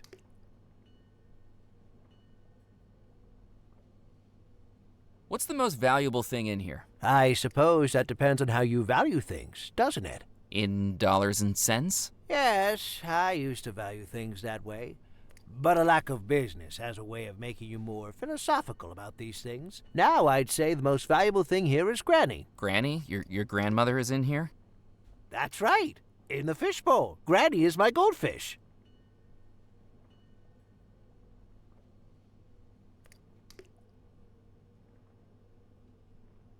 You named your goldfish Granny? Yes, it was the most wondrous thing. The same day my grandmother Bethesda died, I was out at the local fun fair, and I won this goldfish on the how ring toss. fitting that When we Bethesda got home, died. every time we mentioned Bethesda, that little fish jumped out of the water and back on in. We think Granny's passed on into that fish. What do you think? I mean this with no disrespect, but I think that's the craziest thing I've come across tonight, and I had a ghost bride trying to kill me. We all have our quirks. But don't goldfish only live for a few years? If she was your grandmother, she must have died sometime around the middle of the last century. Oh, yes, that's right. Each time the goldfish dies, Granny's spirit hops into a new fish. We must be on Granny number 44 by now. Surely. I'm looking for lost treasure. I'd say you found it. Everything inside these four walls is a treasure, handmade to the finest quality. I mean a specific treasure. The lost treasure of Belmore Manor. Well, if you find it, bring it in here for an appraisal. I'll give you a good price for it. But that's a pretty big if, isn't it? What do you know about Belmore Manor? Oh, it's a tragedy what went on there. But I know what I think. Black magic. Black magic? That's right. While some of us make an honest living around these parts, there are others who are lured in by the darker depths of the sea. Who do you think that was?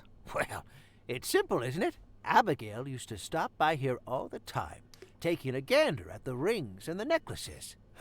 She was a lovely young girl who always saw the best in people. And Mr. Rackham, he was a model for how to run a good business. Honest and decisive. Now, that only leaves one person, doesn't it? The sailor? Exactly. I'd heard rumors about black magic going on inside Belmore Manor. I think he was casting his spell on Abigail, making her fall in love with him. Why else would someone as rich as her want to marry someone like him? Jesus, He certainly bro. couldn't afford the rings and necklaces that caught her eye. I think, come the night of the wedding, she wised up. That's why she decided to marry Mr. Rackham after all. A much more responsible choice for the company. Yeah, how could a rich fucking woman such as her, rich, elegant, beautiful woman, want to marry such a peasant? I think I'll just look around for now. I'm here if...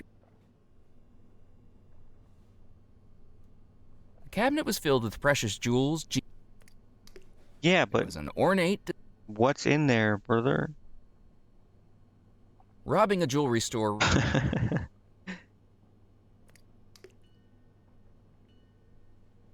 It was a heavy... It was the taxidermied fish I'd taken from the riverboat, with a... What a nice young man. Isn't he, Granny? I couldn't have put it better myself. Okay, sure. Thank you, Granny, I guess. So, Wait, what is... It was the ornate brooch I'd had cleaned at the jeweler's, now glimmering in the light. I wonder if there was another house or whatever here. Yeah, it's open. Oh, both of them are open.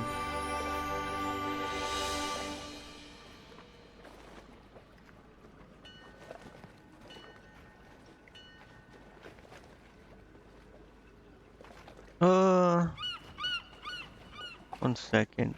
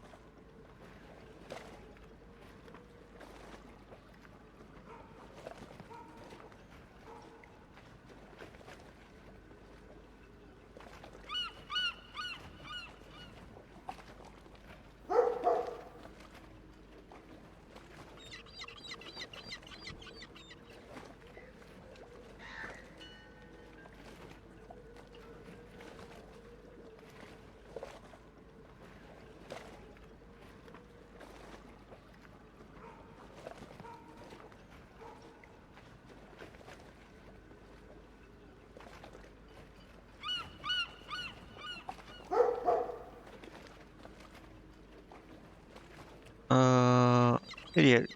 Just go here. Murphy McCallan, so you're still here. What have you been up to? Anything newsworthy? That's none of your business. Don't think I've forgotten your trick with the telegram. Hey, it's nothing personal. Your business is my business, and my business is news. I'm Evelyn Stoker, editor of the Juniper Parish Gazette.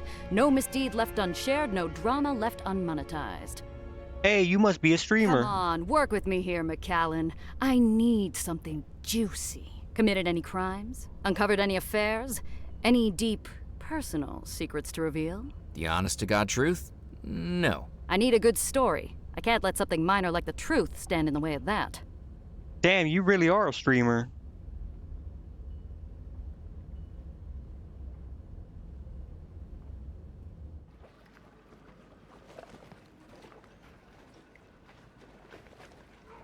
Wait, what time? Shit, I gotta take my dogs out. Give me a second. Continue. Okay. Alright, so we need to find all this stuff. All these ingredients.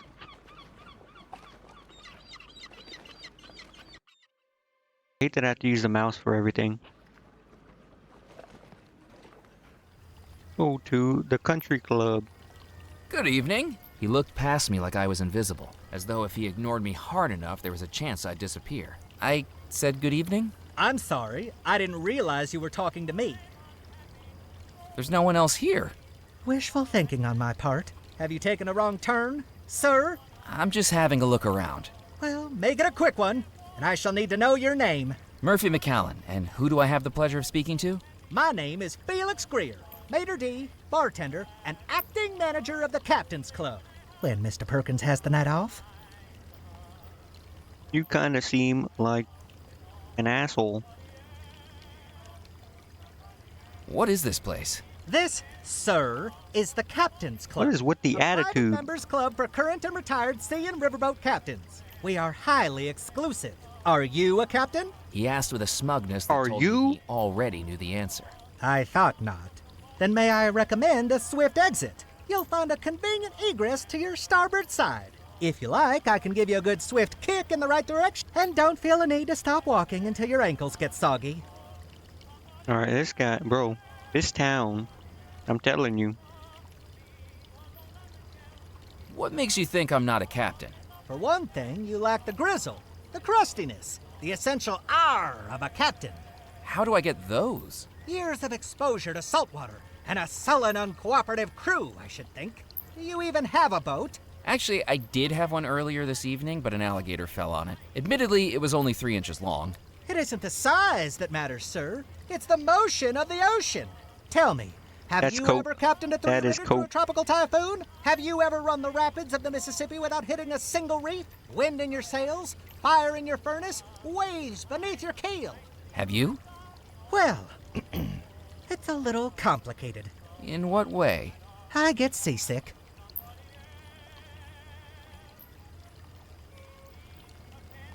Is the club busy tonight? Well, we haven't opened yet, but if it's like last week, it'll be quite the lively soiree. I could barely keep up. The members here like to have a good time? That's right, sir. Both of them. This town sure isn't what it used to be. There's 2 members to your club.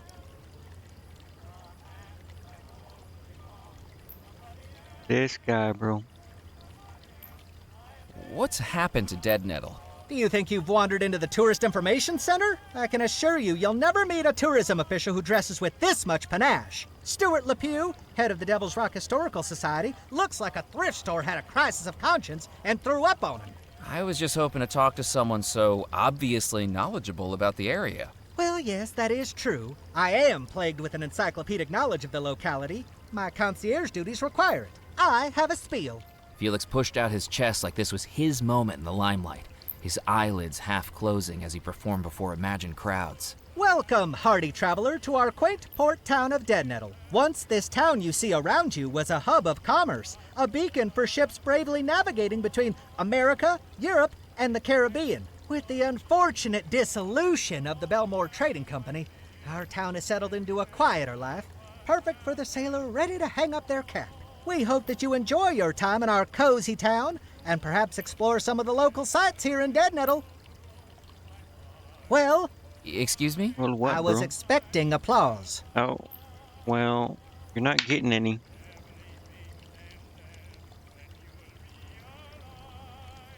Is there any way to prove I'm a captain? You might show me your captain's license. As I'm sure you know, I need to get my the picture state of taken. Louisiana requires all captains of both river and sea to carry one. But don't try to foist off a fake on me. Last week, we had someone present a license with a photograph distinctly unlike their contemporary appearance. The photograph was clearly of someone a good deal older than them, with more facial hair, and most importantly, one less eye. So that's what the license I found was for. But I gotta take a picture and put it in there. I'm looking for the lost treasure of Belmore Manor. Oh, goody! Another young adventurer seeking fame, fortune, or some combination of the two. Just the local color Dead Nettle has been lacking. Okay. You know, I quite like being out at sea. Oh, really, sir? Bobbing along the ocean waves, up Oh. and down, like Well, I one of those probably should roller have asked him coasters before. at Lunaland. Up and down and up and down. If sir would please be quiet. Else I expect there'll be a few waves of something coming out of my mouth any moment. What do you know about the lost treasure? Do you think you're living in a storybook? Weathered maps, talking parrots, X marks the spot? Grow up, you silly boy. Captaincy is a noble skill that doesn't need to be trivialized with childish tales of lost treasure. The hell does that have to do with being a captain? You must have some thoughts on the disappearance. On moonlit nights, when the waves crash against the rocks, the captains of this club trade yarns about this very mystery. Did you know Abigail Belmore's fiancé was a sailor who worked on the ships? Some of the old boys here even worked with him. They say he loved her, as true as a captain loves the sea. But she was a temptress, a siren. She scuttled that sailor's heart, consumed by a voodoo premonition that she had to fulfill. More beautiful than a mermaid, and twice as fishy. What did she do? After months of engagement, she broke it off and chose to marry an officer of the company instead, on their very wedding day. Why did she do that? The rumors I've That's heard just are what that they women do. discovered something That's in the not out of Caribbean. the ordinary. Something wicked, something that consumed them and drove them to heinous acts. The Belmore brothers swore their crew to secrecy, and the men were loyal to their word. But the rot in the rope was that sister, Abigail. People say that whatever they discovered took hold of her. With the sailor's broken heart and the officer's resources, she was about to unleash something terrible. Until the disappearance halted her evil plans. Do you think that's true? Of course not. It's all nonsense. But the captains do love to outperform each other with such tales on a dull evening. Well, I best be casting off. I best be casting off. Don't feel the need to rush back, sir. Bro, this guy's attitude. You know what? Hold on. I thought I'd keep that to myself. Teach him a lesson, man.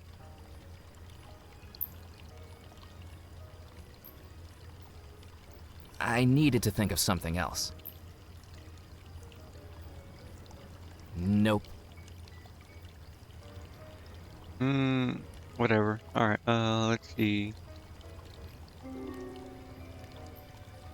Oh, I could fill up the water here probably, right? There was nothing in the fountain except a rim of moss and dirt that made it look like a stained toilet.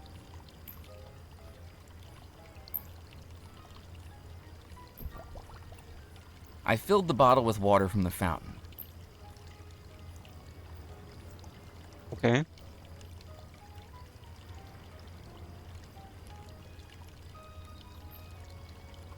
I glanced at the ledger on the podium. It was mostly empty. The words I could see were written in such an unreadable scrawl that looked like a centipede had dipped its legs in ink and skittered across the page. You can't go up there. It's for members only. What about in here? Members only. Well, then why? Okay. Whatever. Forget about it, bro. I need to find a place to get my picture taken.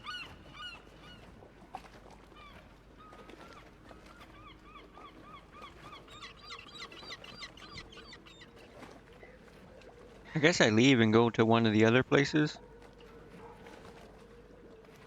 Of all of the papers pinned to the board, it showed the beaming face of a rotund fisherman on the docks with a headline declaring,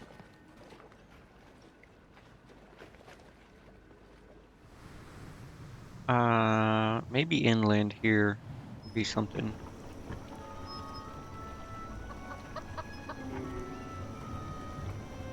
"Cluck, cluck, buck, buck, buck, cluck." I tried to persuade the chicken to come outside, but clearly I was out of cluck. Give them something shiny. They like shiny stuff, right? That didn't work. The wood was old and rotting. It wasn't going to be of any use. And who knew what critters might have made their homes inside the pile? Well, that's why you gotta find out, man.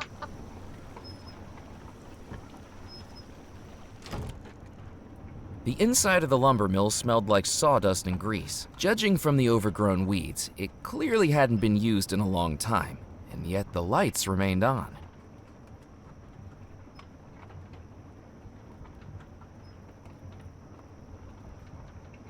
Okay, well, what about this? An auger. I picked up the auger from the tool shelf. What the hell is the auger? You drill a hole in something, okay. Use it on the bottle? I didn't want to make a hole in that. Oop, what about this? I didn't want to make a hole in that. What about this? I didn't want to make a hole in that. What about this? I didn't want to make a hole in that.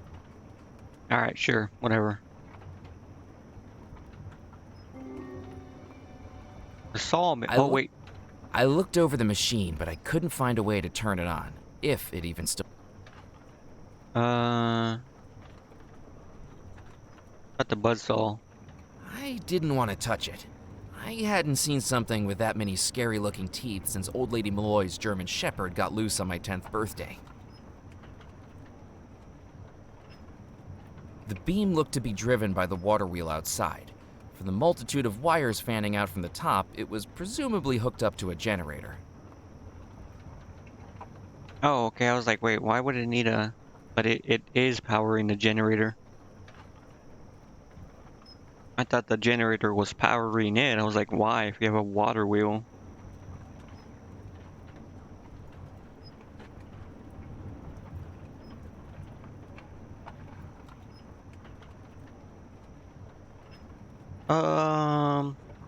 Just look at the hatches.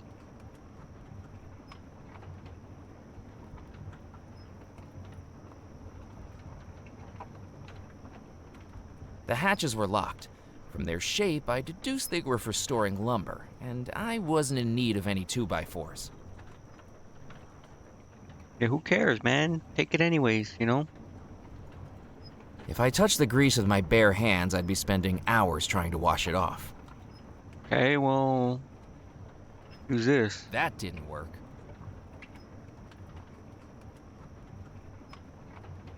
Alright, well, I need something for the grease, apparently.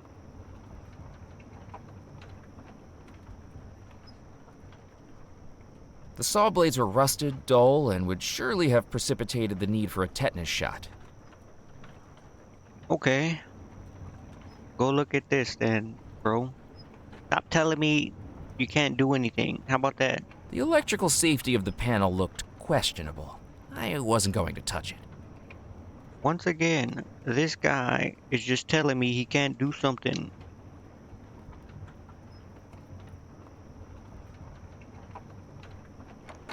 I tried the door, but it was locked. The door is locked, you say? Go outside then.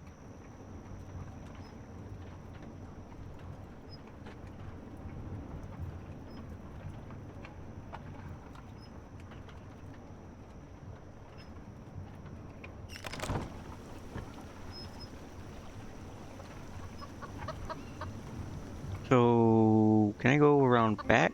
No. Oh, the water wheel. Despite its obvious age, the water wheel was still turning. I couldn't get near it, and that was probably a good thing if I didn't want to get dragged under by the current. Who cares, man?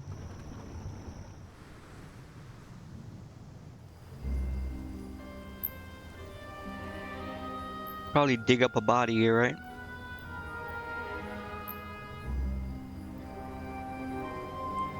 I wish there was a hotkey to like bring up the UI.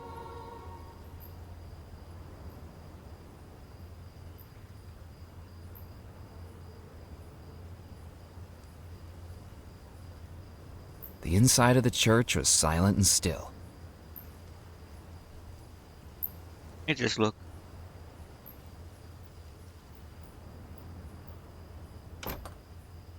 The church door was locked. Of course it was locked. You can go to that grave, this grave. The church had a good view of the fort from this part of the island. Okay. Go look then. How about that? I couldn't see any way to open the crypt door. Not a doorknob, not a keyhole. Whoever sealed this up intended to seal it up for good. Sure they did. The graveyard was dotted with headstones. I scanned the headstones for anything of note, but didn't know what I was searching for. It was probably... Need to just get a shovel and dig up a skull. How about that?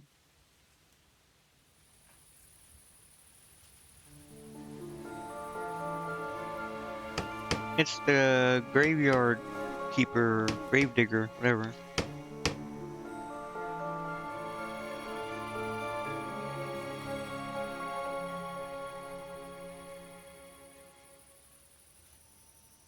The Undertaker. Hello? Yeah! God darn it! Don't sneak up on people like that! You frighten the dying daylights out of me. He looked at me like he'd seen a ghost. Sorry, you seem a little jumpy. I thought you were that pesky little girl again. A little girl? That doesn't seem like a reason What to was be her name scared. again? Mallory or something? Terror. One of these days she's gonna give me a heart attack. Last week, she showed up with a doctor's note she'd forged, saying a man I'd buried that day was just a very deep sleeper. 7 hours I was out here digging him back up, at my age. And was he sleeping? Dead as a dodo. Just like that little girl will be if I get my hands on her. Who are you, anyway? My name's Murphy McCallan. I've just arrived on the island. Well, welcome, Mr. Murphy. I'm Edgar Kettle. Gravedigger, undertaker, coffin maker, and anything else that needs doing to keep this cemetery running.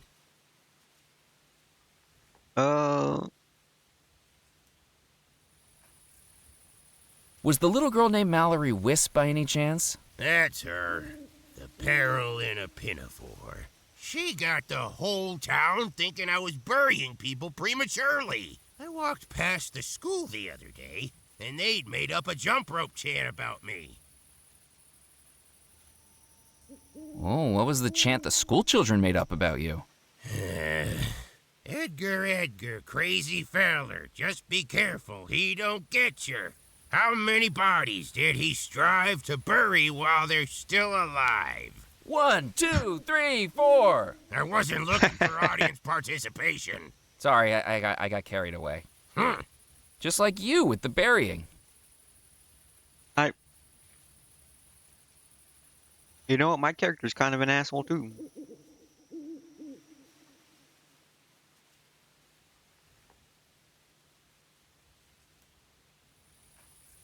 Have you ever accidentally buried someone who was still alive?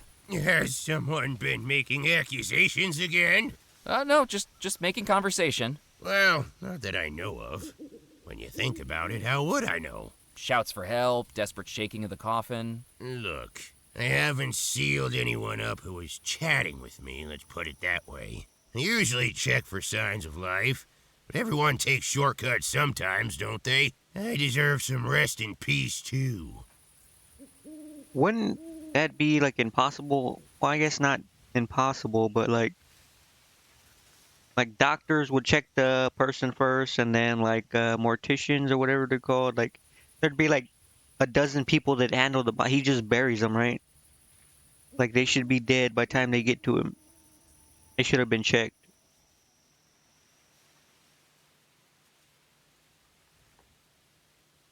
Did you make this coffin? I sure did. But this is no more than a pauper's coffin by anyone's standards. The finest the parish pension can buy. Lock them in lumber, leave them to slumber, that's what I say. This'll end up 5 feet under by the end of the night. I thought it was supposed to be 6 feet. You're not the one doing the digging. 5 feet means I get a tea break. This guy, the main character, my character sounds familiar. Sounds like Billy West, freaking Fry from Futurama, kinda.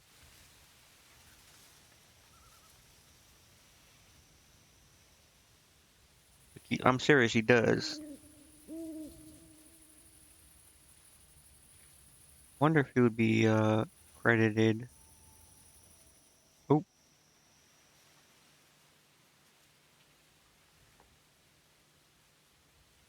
I swear he sound like Fry, but like a little bit deeper.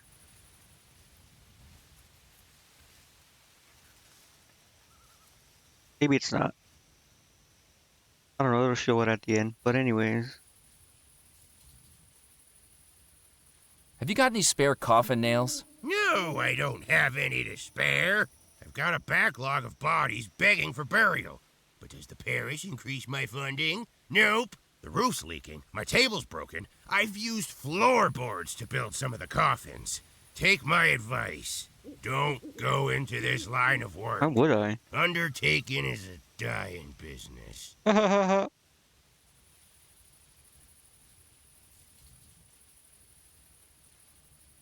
Knock, knock.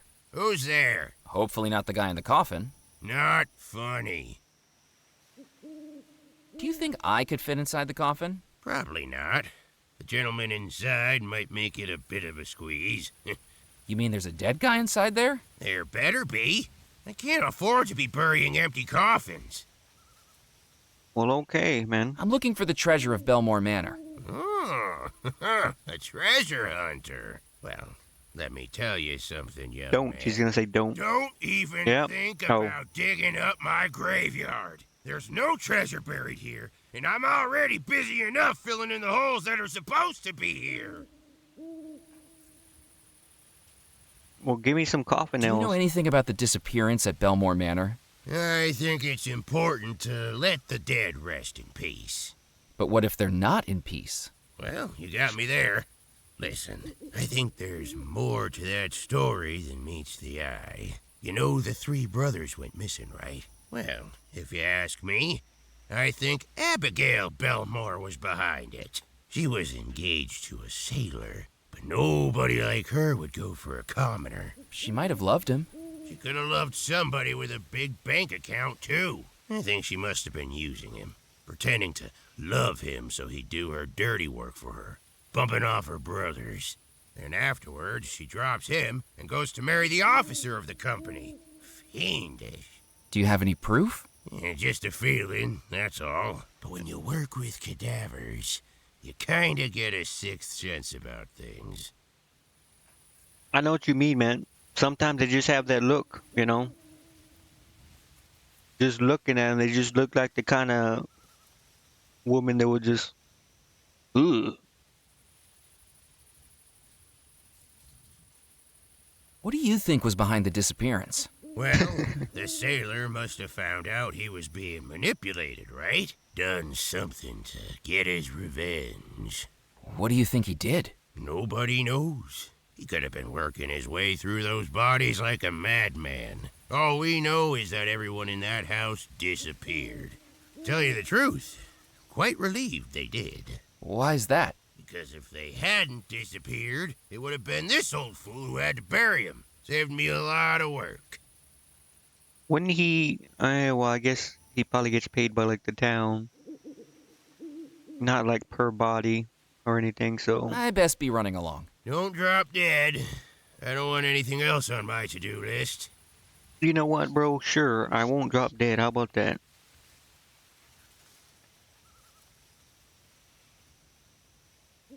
This freaking guy, man. Bro, all these people on this island are kinda odd. The coffin lid had been nailed down securely.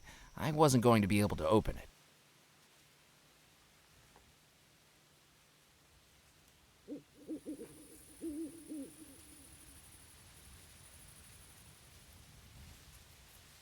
Tin can.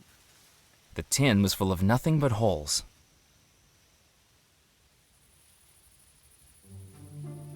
I'm just taking this guy's stuff.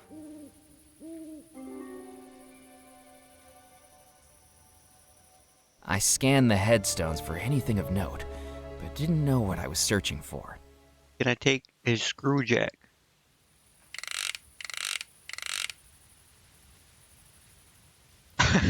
Bro, I'm stealing this guy's stuff.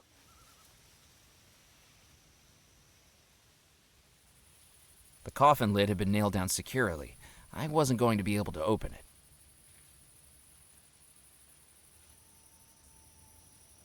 I didn't need to warm my hands on the stove. It was already a humid night, and the fire was more useful at keeping bugs away from the shack than keeping anyone toasty. Hurry up with the barrels, Morris. We gotta get these unloaded before anyone sees us. Are you sure this is a good idea, Musket? I don't think we should be using a church as our hiding place. You're not being paid to think, Morris. You carry those barrels in here and let me worry about the theological implications. This place has been abandoned for decades. There's nobody around. Nobody living, maybe. God is around. There's ghosts, boss. Darn it, Morris. If brains was dynamite, you wouldn't have enough to blow your nose. Now get unloading. And keep an eye out for anyone snooping around. What if someone catches us? If anyone asks, we're the new clergy. We tell them these barrels are full of communion wine. I thought we was rum runners, not wine runners, boss. Communion rum, then. Hey, rum. Gotcha. Remember, St. Juniper's Church is a place to get closer to God. And if anyone questions our alibi, we make sure that happens. The pair of rum runners looked like the human personifications of the dish and the spoon from Hey Diddle Diddle. The gangly spoon bossing around the rotund dish as it carried barrels effortlessly from the jalopy and into the church. As it turned out, nursery rhyme characters become a lot more intimidating once they have revolvers. Interesting. Maybe I messed up by filling this with water. I probably should have filled it with rum. Let's see, Can I just drink it? That wasn't going to work.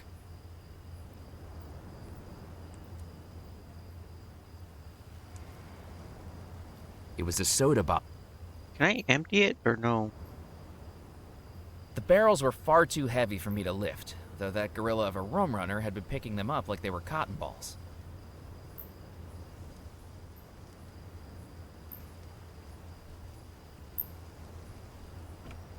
The jalopy door. How ironic that the rum runners would take care not to be the target of criminality. Yeah. Poke a hole in their barrels.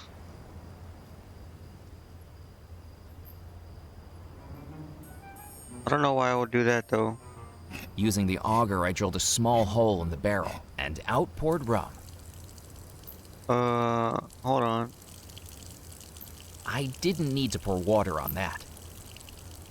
I needed to think of something else.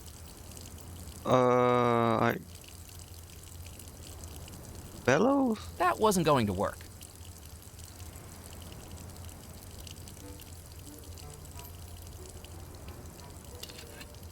I poured out the water, then began to fill the bottle with the rum pouring from the barrel. Relief washed over me at the realization that I'd done it without getting caught by the two rum runners. Hey, Musket! There's someone out here! Or so I thought. Hey, fella, what do you think you're doing snooping around here? This is our church, you know, and it's closed.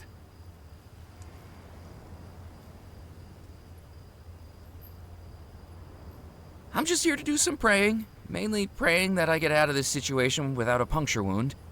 He's being a wise guy, Musket. Time to fill him full of lead.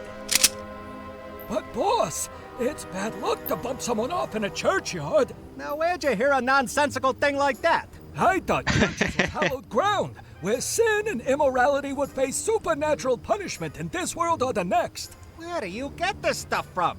I told you, I do the thinking in this partnership. I got the rum. Now I need coffin nails, skull feather, and a bunch of other stuff.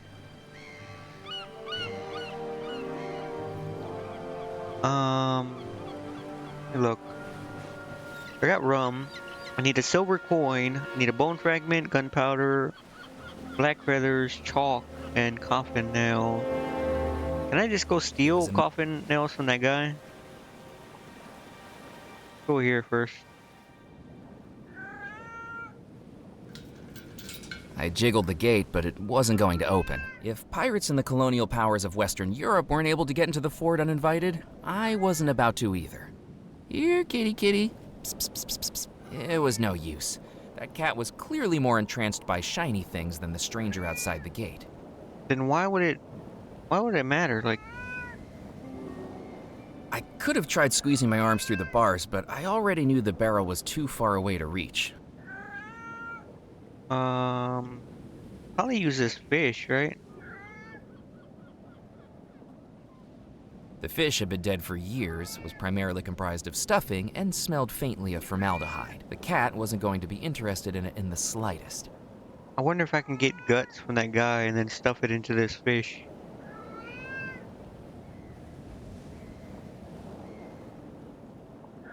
The gate was too well set into the thick stone walls to be dislodged with the screwjack.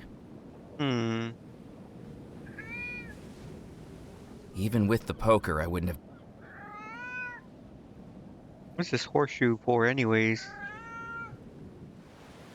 Alright, well, we'll have to come back to that later. Oh, she's gone from the beach. Probably... I doubt we'd go to the manor, right? Let's go see what's in the back. Looking out over the tranquility of the gardens, its magnolias lit by moonlight, nothing could take my attention away from the macabre sight dangling from the oak tree. A hanged skeleton, its wedding suit little more than tattered rags clinging to bone, and its skull seemingly watching me with hollow, unblinking eyes. An eternal groom without a bride. Is that the groom? Did he hang himself? I wasn't paying attention.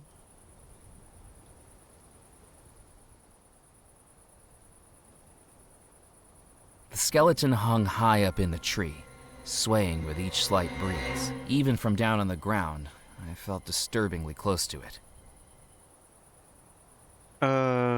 Let's see. Green up this UI is annoying. The stark trunk of the tree didn't offer any possibility of climbing it. Drill holes. I didn't want to make a hole in that. Why not? Man. Look, throw this at it. That wasn't going to work. If you aim it right, it will. I couldn't. You don't want to do anything, man. Stark trunk of the tree.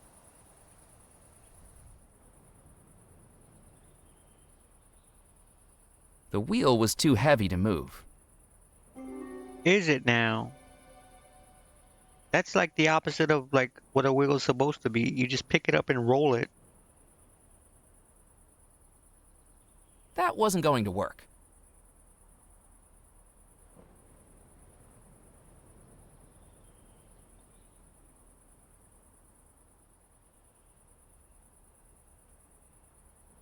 So then, The knot was tied so tightly I couldn't. okay, The knot was tied so tightly. rope, door, barrel, skull. The barrel dangled from the rope like a piñata, but having this burst over my head would be the first step in getting tarred and feathered. This? I couldn't do.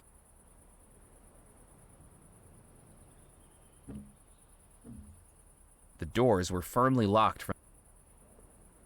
Wait a minute. No, there'd be no point, right? Nope. Yeah. The bellows. I needed. That didn't. That wasn't going.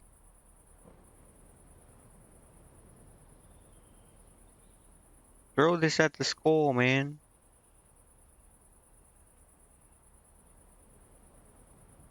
Okay, so need to figure out what to do.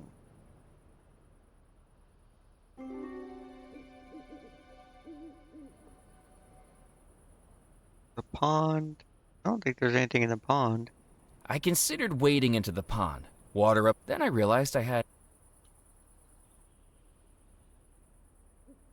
Wonder if I should go inside. No, everything will be locked, right? It was clear the patio set.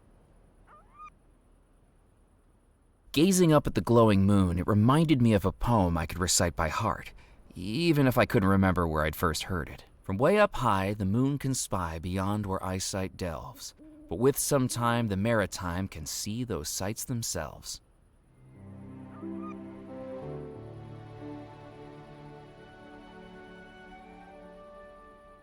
Do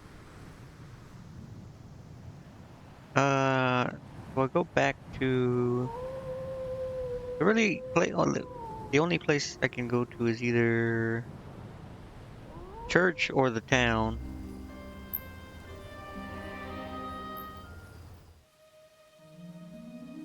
Or I guess I can go here too.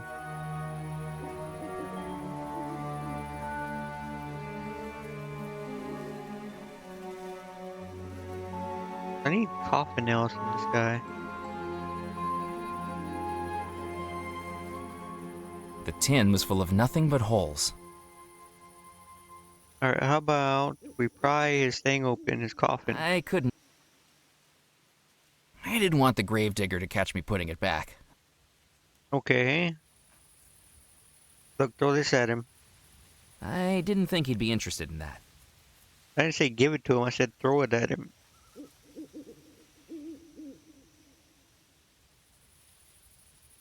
Surely he needs something and Hello, he'll give me Edgar. some coffin nails. Do you know there are a couple of gentlemen up by the church? Rum runners, they are. Dealing with them's not in my job description. As long as they don't mix up the stiffs I'm burying with the stiff drinks they're smuggling, I'm keeping my nose out.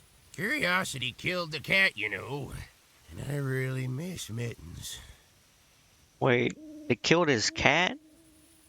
Oh, well, I guess he's just talking about in general. I was gonna say, dear God, they murdered his cat.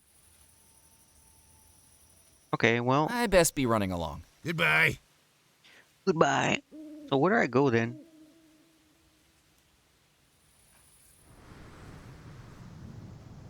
Town? Not the fort, the mill?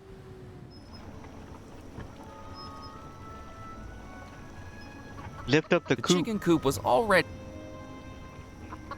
I have bellows, an auger, magnet.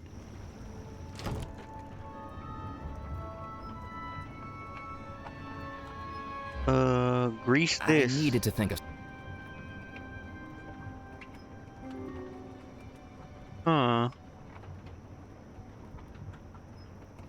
door's locked, right?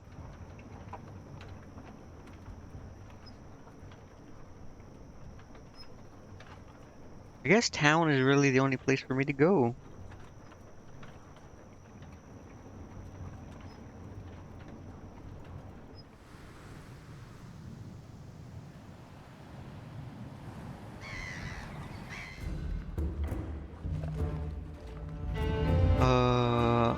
Nothing for me to show that guy, right?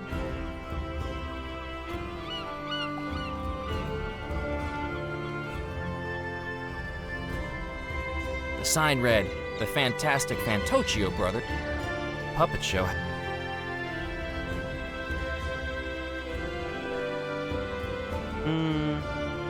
Trying to think what I can do.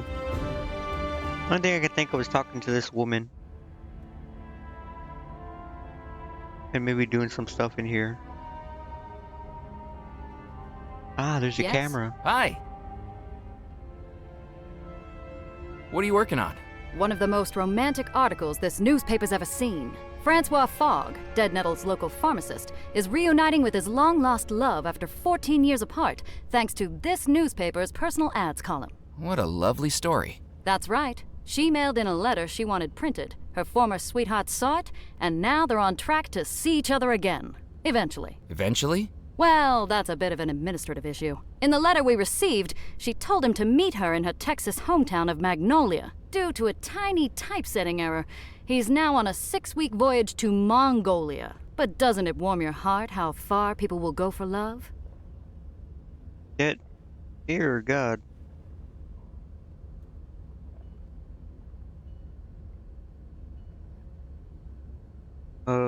This. Don't you have more interesting stories to write about? The crackpots this island calls a population wouldn't know something interesting if they paid for it. Which they hardly do. Believe me, I've tried to get juicier stories. Scouring the island, doorstop interviews, hiding under windows. You eavesdrop on people through their windows? It's called investigative reporting. Sure it is. Sure it is. I'm doing some research on the treasure of Belmore Manor. Have you found it? Well, no, not yet. I've just started looking. Then don't waste my time. Come back when you've got the goods. Dear God. You might not believe this, but I saw a ghost inside Belmore Manor. You know what? You're right, McCallan. I don't believe it. Really? You've been on this island how long? And you're already starting to sound as loopy as a local. Have you ever written an article on the disappearance at Belmore Manor? What a waste of column inches. Leave it. That's my advice. There's no story in it. No story? Not one that anyone would believe. And I've got advertisers breathing down my neck. What do you think went on? Practically everyone on this island thinks there was some kind of sorcery involved. No one is looking at the reality. If I write up my research, no one on the island will believe me. If I write their wackadoodle theories, I'll be laughed out of the industry. Okay, well just tell me what you think. You can tell me what you've uncovered about Belmore Manor. Trust me, at this point, few things would surprise me. I heard the Belmore Trading Company was losing revenue. Its profits eaten up by who knows what ventures those brothers had going on. I've seen the records. The company was privately owned, sure, but when you've got pressure building and the sharks are circling, you've got to shore up your defenses. I think that's why the Belmores persuaded Abigail to marry John Rackham. Marry someone she didn't love? But he didn't love her either. He was just after the company, so he hires the sailor to seduce her, convince her there's more to life than Devil's Rock. And as soon as she marries Rackham, they split, never to see each other again. He inherits the lot, and she disappears with her lover boy sailor to who knows where. But why do you think all the guests disappeared? They bumped them off to cover their tracks. Either one of them could have been sunning it up in Sarasota ever since. But imagine me writing that into a piece of serious journalism. She thinks they killed an entire wedding party.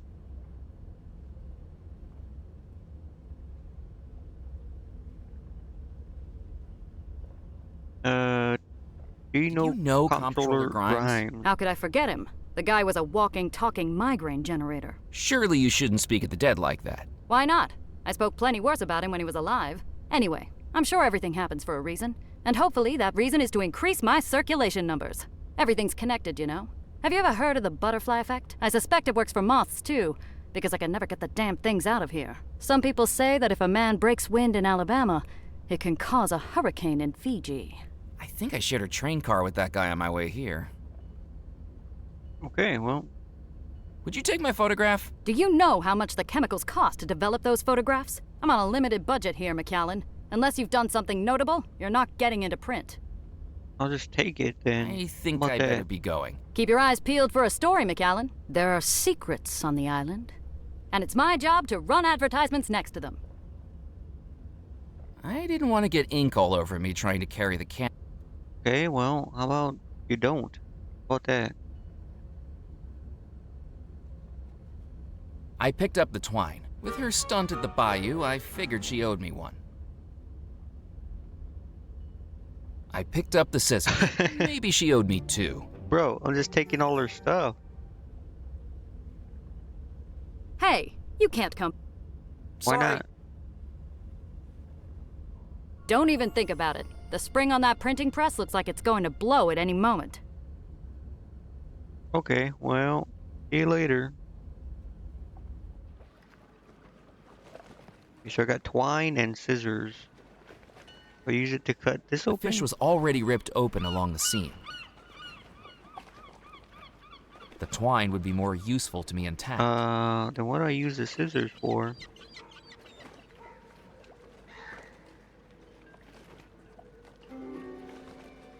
An auger, scissors, bellows.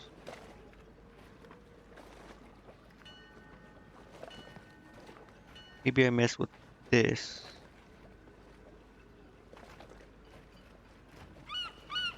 The net was so worn that even if I had cut it down, I'd have no use for it. Oh.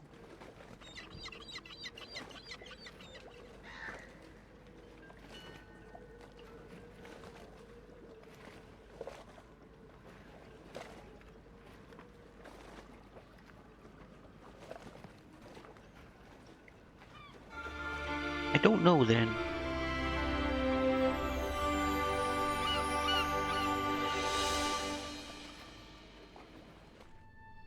Welcome back.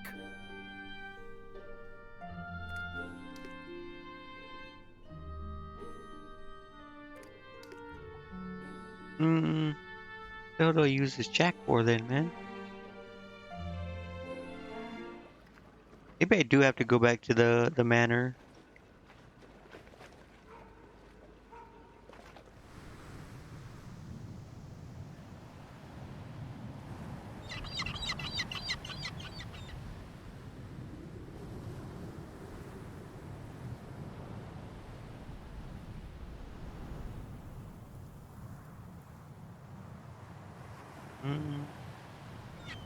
I don't know, man.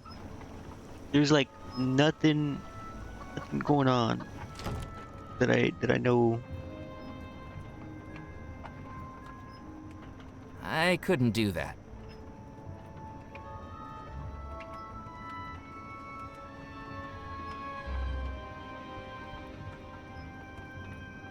I'm trying to think what I can use, but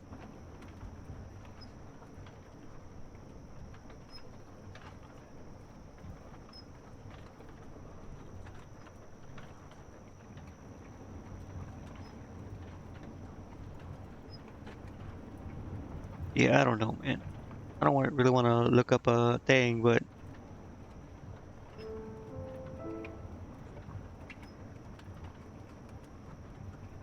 The hatches were locked.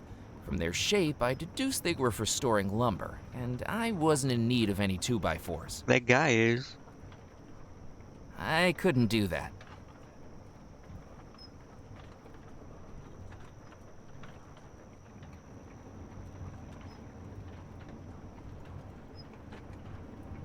I think this door's just locked, right? I tried the door, but it was locked.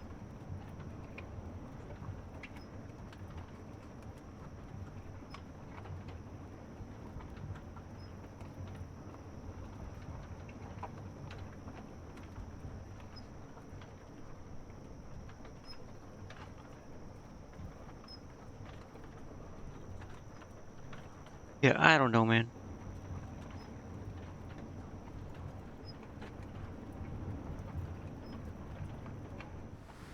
The only real things I could think of were the church, the fort, and the Spirit Queen.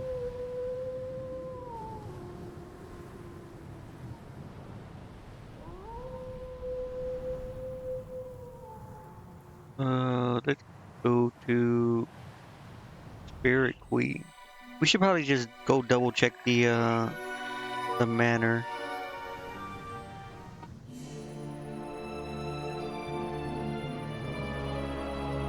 I got scissors, I got twine now. Oh, wait, I can go cut that rope now. I went to open the door into Belmore Manor. I was sure I'd left. Oh, I'm pretty sure it's in the back where I need to use the scissors.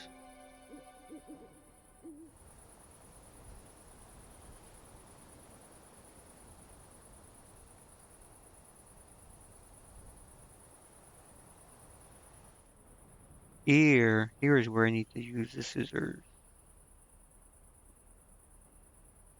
The rope was too thick for the scissors to get purchased. Okay, I would have been hacking away for hours like a nearsighted lumberjack.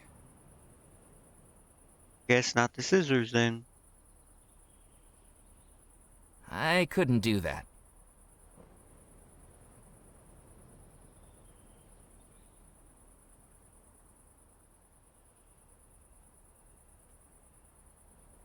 I don't know what to do then.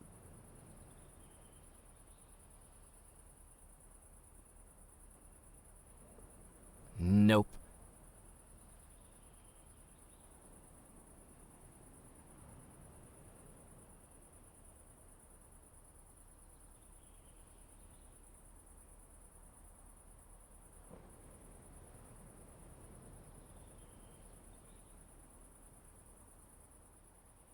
I don't know, man. I really don't want to use a hint, but I might have to.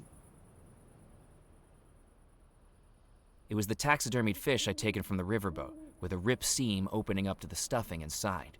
Do I use the twine on it, maybe? The taxidermied fish was far beyond my haberdashery skills to fix it.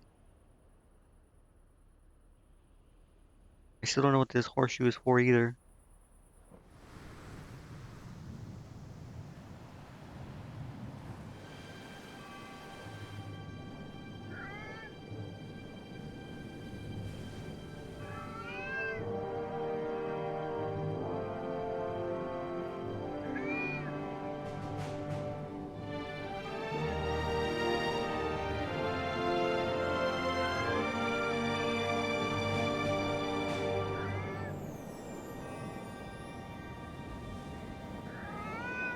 I don't know, man. Get the cat drunk. How about that? The cat wasn't going to be interested. We'll give him some rum. We'll be like fucking Alinity.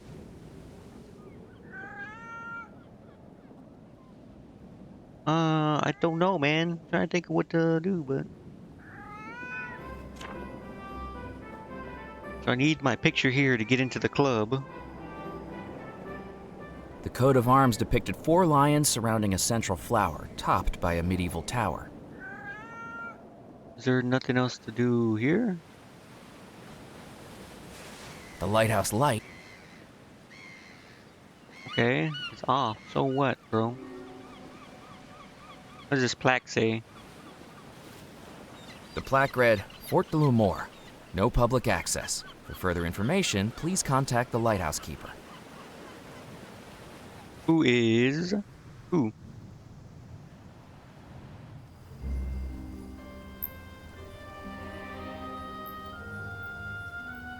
Wandering happily into the hide...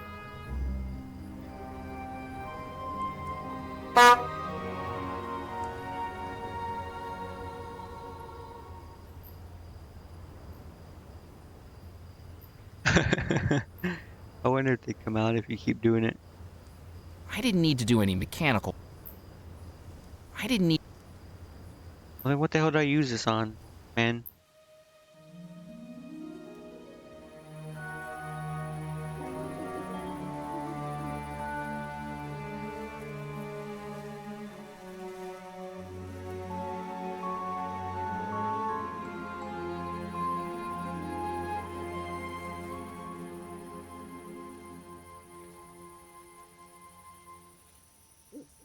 I couldn't see any... Whoever see...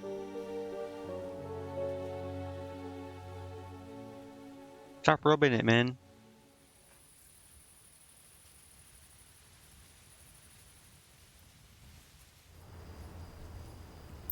Okay, it has to be that I talked to this guy, but we'll go see.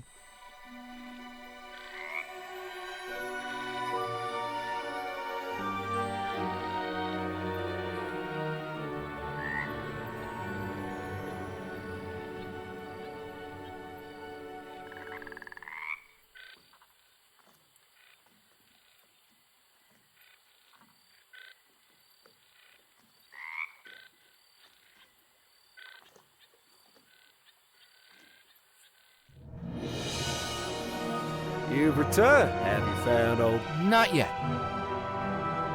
I'm going to. Okay, well.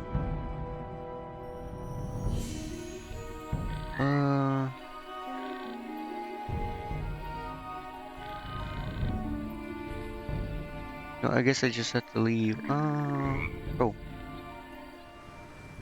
Where do I go? I can't get into the manor. There's nothing on the beach. There's nothing in town. Nothing at the church. Can't get into the fort.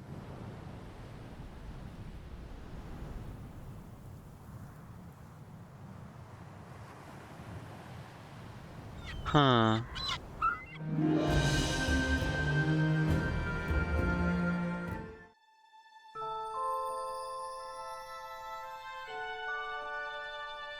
think I already got this, no?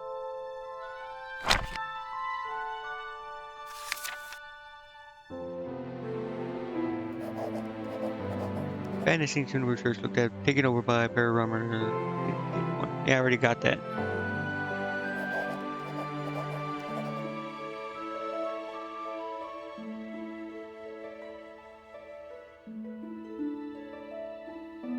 I already got this, bro. That's the thing.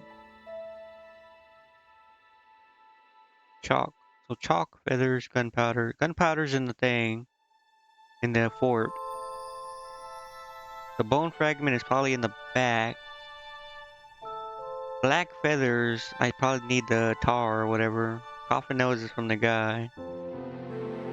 Chalk and silver coin, I don't know where to go.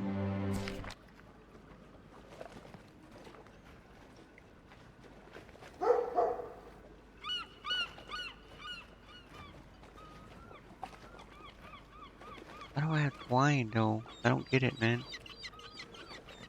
Nope. That didn't work. What is the bellows for?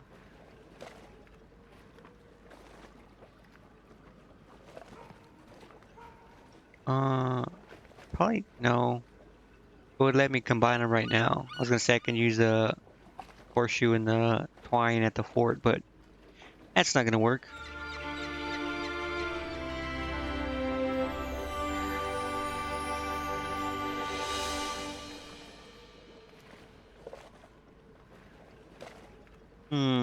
The jeweler probably has something, right? Welcome back. Now that I had a fish, the doc seemed I had nothing else to ask him.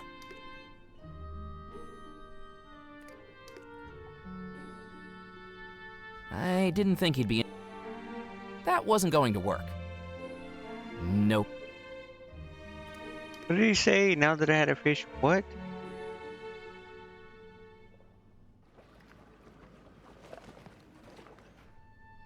Welcome back. Alright, I whatever.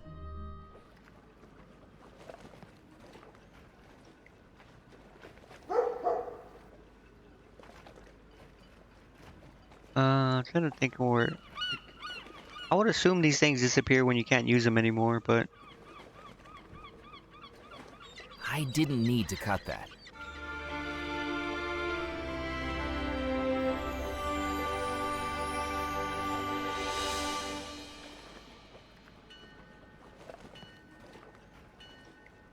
you know what? We're gonna have to go with the hint. We're gonna have to say I screw didn't it. need to cut Ah, that. man.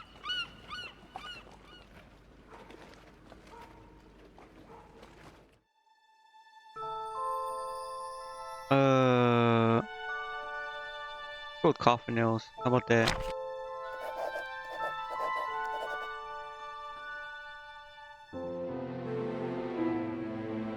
ceiling one up.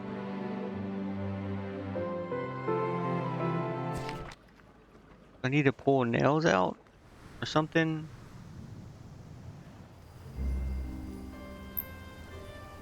A magnet, maybe? That didn't work. No. That wasn't going to work.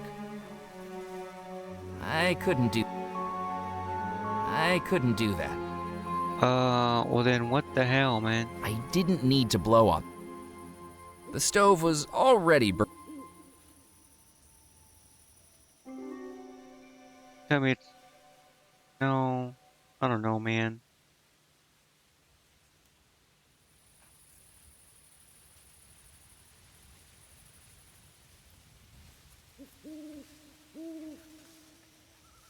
The coffin lid had been nailed down securely. I wasn't...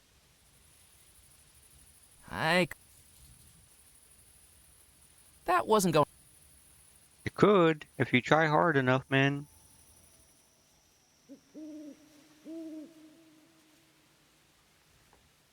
The stove was already burnt.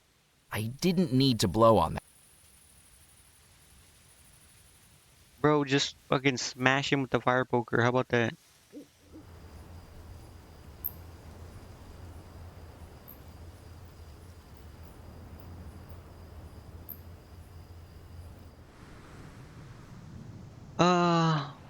I don't know, man. It has to be the mill? I don't know. That didn't work. That wasn't going...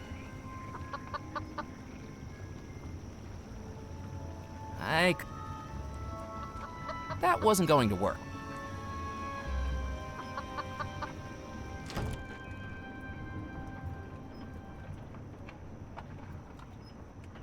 I looked over the machine, but I couldn't find a way to turn it on.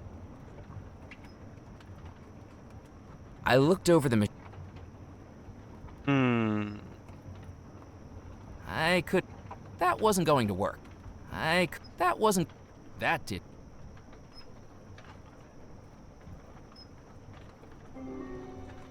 And what the hell do I do, man? The twine, maybe? That wasn't going to... I could... I could... Okay, I need to find something else then.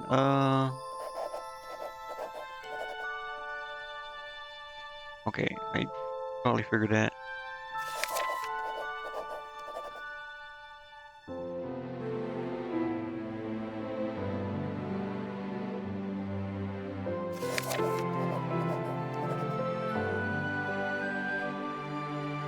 The freaking thing?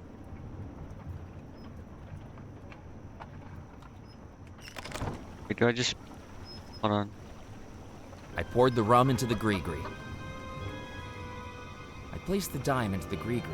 That would work as the silver coin. Really? I don't think so, man.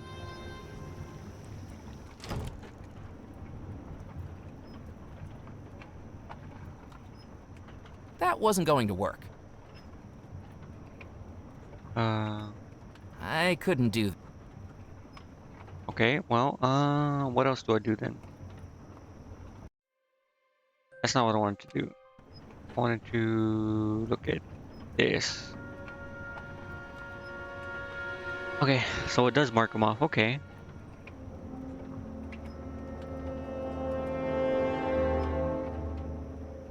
I get this in the fort. This I get from the coffin maker guy. It was a manuscript that looked... I have to be missing something.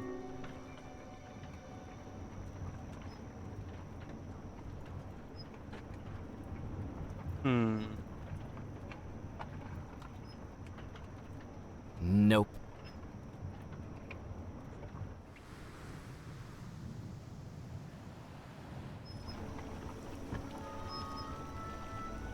Cluck, cluck. I tried to persuade... I need... How about wine? Wasn't going... Just beat up the fucking couldn't do coop, that. man. How about that? The chicken coop... Who cares if you damage it, bro? Don't be pussy. I needed to think of something else.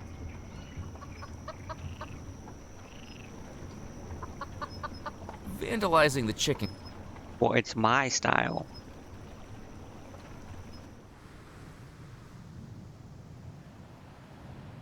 Trying to think. Chicken worms or chicken feed or something. Maybe, I don't know.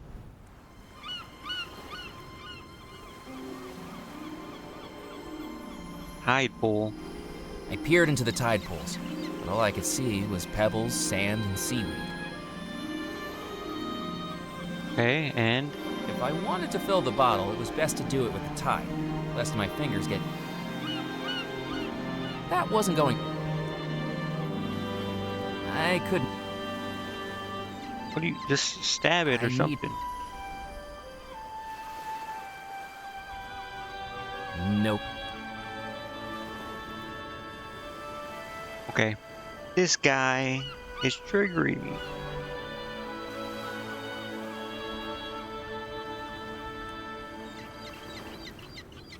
Why would I fill it with seawater? I still don't get it.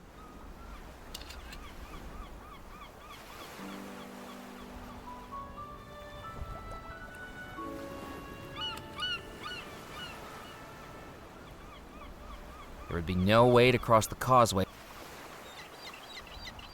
It was a soda bottle I'd filled up with water. Okay. Well.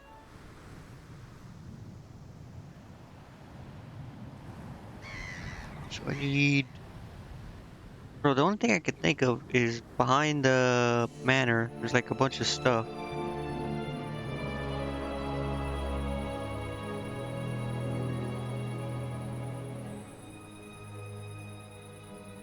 I needed to think of something else. Throw this at it, I'm telling you, bro.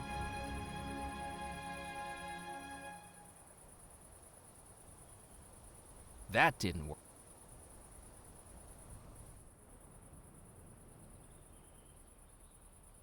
That didn't.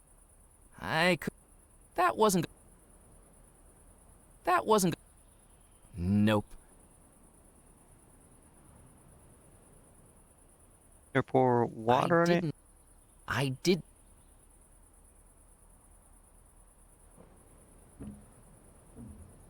The doors were firmly locked. Were they? Or are they, I mean?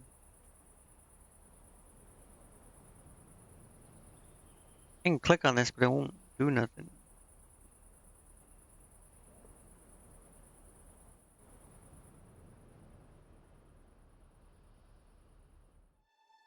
You know what?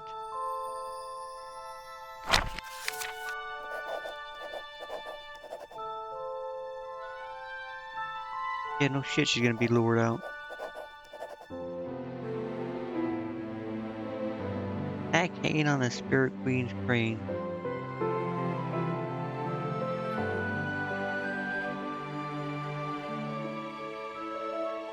What? There's no way. Are you kidding me? Stories about Belmore Manor are true. I saw the ghost bride inside the house. Blast it, Murphy. Don't say I didn't warn you. This island has had its fair share of the macabre. The best way to deal with it is to leave well enough alone.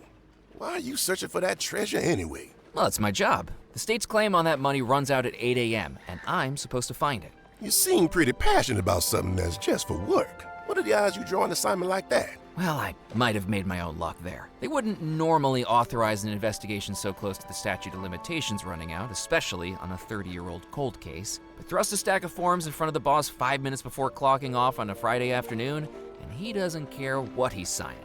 Let's just hope he wasn't signing your death warrant.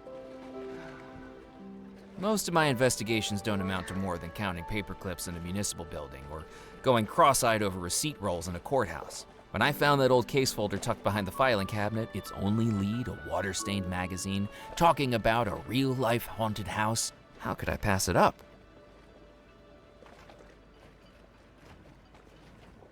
What do you think happened at Belmore What do you Manor? think happened at Belmore Manor? Now there's a tale I don't like to tell. Can I persuade you to tell it anyway? I have a feeling I ain't gonna get any rest until I do. You know about Miss Belmore, the bride, engaged to the sailor? Nah, the way I hear, Mr. Rackham was over the moon with her. Such an upstanding fellow. I won't have a bad word said against him. Now he realized that the sailor was going through terrible lengths to ensnare his bride, and Mr. Rackham tried to save her. I heard that the sailor cottoned on to this and tricked Rackham into giving the lady a gift. That's what made everything go topsy-turvy. What was the gift? There are places in the Caribbean that trade things more elusive than gold. Ungodly things. Do you think the disappearance was caused by voodoo? And that's what my mama used to say. If you're not careful, that stuff can go to your head. Okay, so everyone, like, say like most people, or at least a couple people I talked to, think the sailor was a bad guy.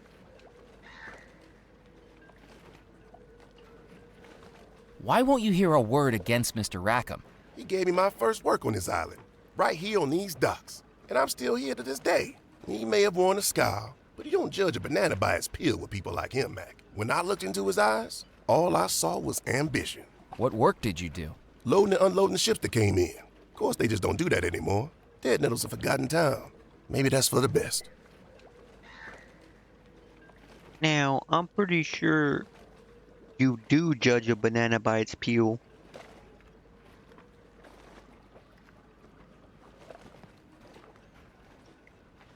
No luck fishing? Not a bite, Mac. The Pencosa fish just ain't snapping for me today. Shame, too, because I'm planning on firing up my grill later. And the tastiest catch in these waters. How do you catch a Pencosa How do you fish? catch a Pencosa fish? With hours of patience and decades of practice. You ever wrestled a rod before? Just the once. I went fishing on Lake Erie, but the only thing I caught was a cold. What do you do with the fish you catch? A couple I save for myself, and the rest I sell to the captain's club. They fancy them up with lemon lobsters, slawfish, something or other. But everyone knows the best way to cook them is to grill them. Well, okay I then. spoke with Dr. Moray. He thinks we can make contact with the ghosts. Moray is a charlatan and a fool. Only got into hoodoo and voodoo a few years ago. Before that, he was an actor over at the Calliope Theater, and not a very good one. He's the only person I know who directed and starred in a one-person production of The Pirates of Penzance. And that's because all the rest of the cast dropped out rather than work with him. He's always been searching for respect and recognition. Who would have known he'd find it by living in the swamp and reeking of incense? Interesting. Don't you believe in voodoo? I certainly do.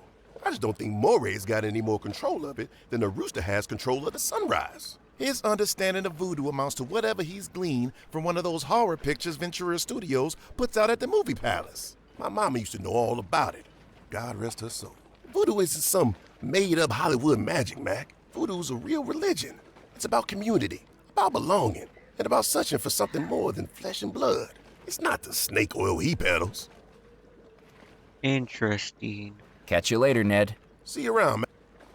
Hey, Ned, do you mind if I borrow your knife? If you need it, Mac, just bring it back to me later tonight, would you? If I'm lucky with my catch, I'll be firing up the grill. You're invited to join me, of course. Yo, give me that knife. You don't need to twirl it, man. Am I just sticking a knife in my chest pocket?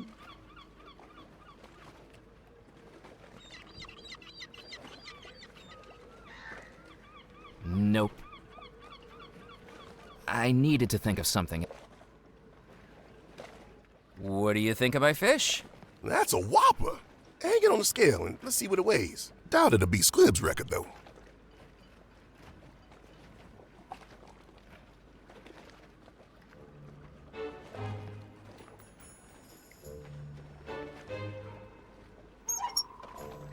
I hung the fish on the scales.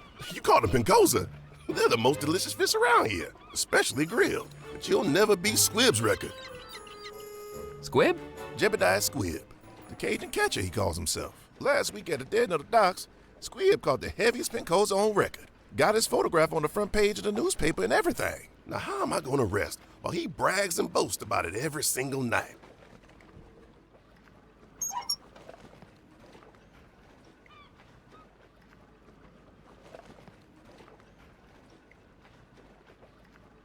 Hold on, give me 1 second.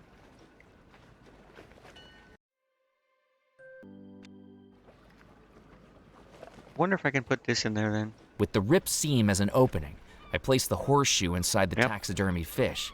Now it was heavy.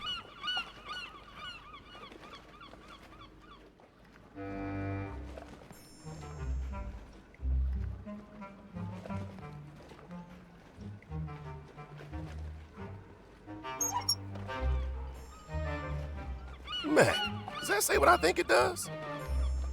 You been holding back on me. That breaks Scribb's record. McAllen, Oh, how does it feel to have decimated the town record in your first few hours on the island? How did you hear about this so fast? what the It's hell? my job to know about things fast. Now, I'm asking the questions here. Where'd you get the fish, McAllen? Well, it was a mighty battle on the southern coast. Its fins strong as a motor, its mouth as fierce as a tiger's. I paused dramatically to allow my fishing prowess to wash over them. What rod did you use? Wooden one? This I rod. mean, what make? You know, I didn't use a rod. You caught the fish without a rod? It was more one-on-one. Mono, fisho. You wrestled a fish? And I won. Okay, well, Well, as much as it pains me to say it, you're the cover story in the next edition of the Juniper Parish Gazette. And this is why I'm not getting a Pulitzer. keep taking my picture. I've got to hand it to you, Mac. That fish is a whopper. I don't know how you got it, but as long as it keeps Squid quiet at the porch party tomorrow, I ain't complaining. Porch party. Can I take my fish I back? had enough of carrying. I decided to leave it. Oh. Okay, well, see ya. Enjoy that fish, man. Should I get the picture from her now? Murphy! Have you seen the cover of the evening edition? I think we caught your personality perfectly in that photograph. Naive, simple, unsophisticated. Makes it all the more surprising that you actually accomplished something. I wonder if I should have it framed. The hell That'll does that cost mean? you. Hey, those cost. But it has my photograph. The Do Not Serve board down at Spinelli's bar has my photograph on it, but that doesn't mean I can just pick it up and walk out with it, does it? What the hell did you do at the bar?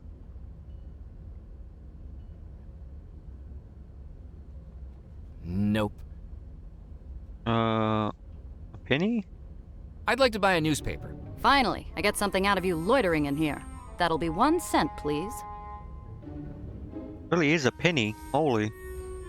I picked up the newspaper. The fewer people that saw it, the better.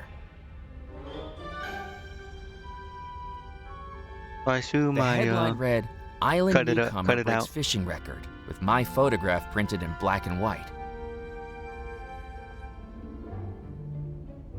let's just go ahead and cut this out. Carefully, I cut my photograph out of the newspaper.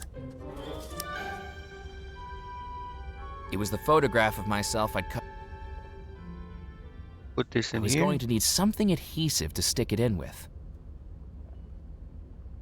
Glue, maybe? Or grease?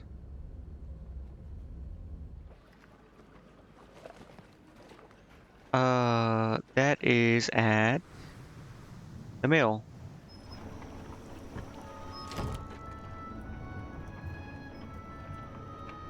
That wasn't going to work.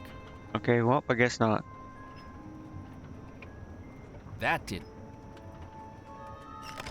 Okay, where is the thing at? Is it back at the manor?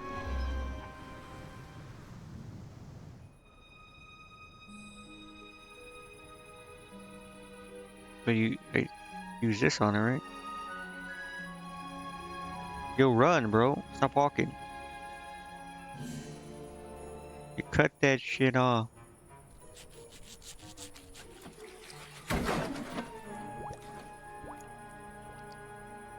The barrel had smashed on the ground, revealing its dark, syrupy sweet contents. Molasses. I wasn't going with the items I was borrowing across the island. Some may have said I had sticky fingers, but this would have made it a little bit too literal. Hmm. I touched the back of the photograph to the molasses. Thanks to the stickiness of the molasses, the photograph adhered nicely to the captain's license. Yeah, I'm a captain now. Oh, wait, the name.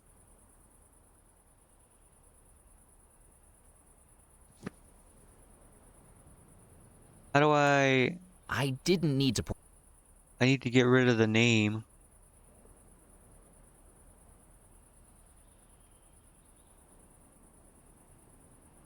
Where would I have my... This? No.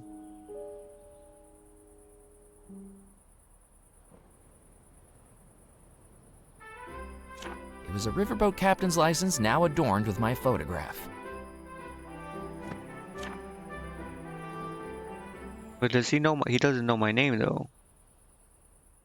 He would know the other guy though, wouldn't he?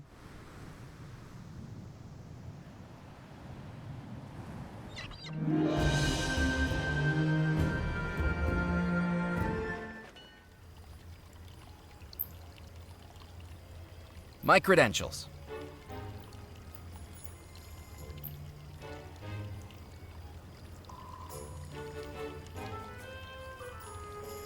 You're telling me you are a captain? I trust it's all in order.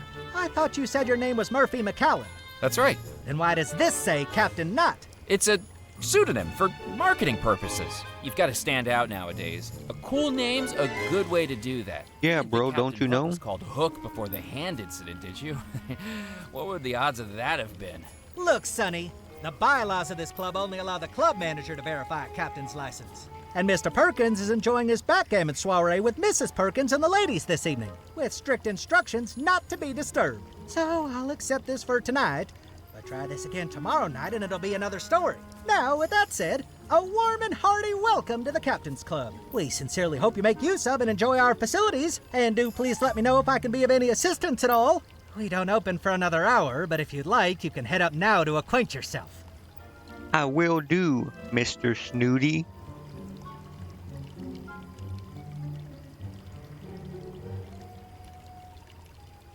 I waited for the doors of the elevator to open, but nothing happened. If you wish to use the elevator, I'm afraid to tell you it's broken. You'll have to endure the stairs. Fair enough.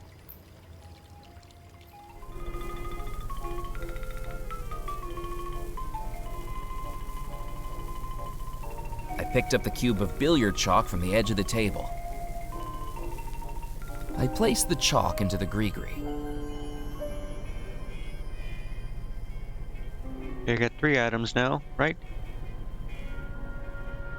Okay, so now I need gunpowder feathers, coffin nails, and bone fragment.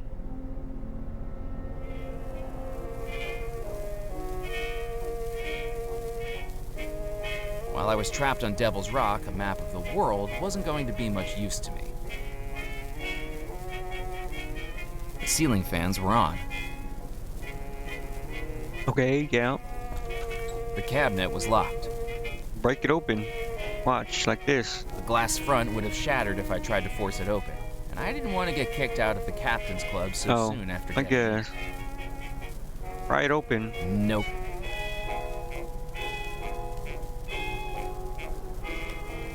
The switch seemed to control the ceiling fans.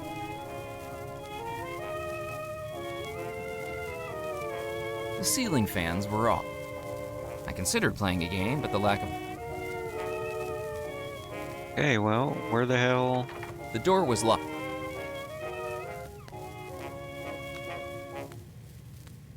There's like a nothing here then, man. I couldn't do... Okay, so it was just for the chalk.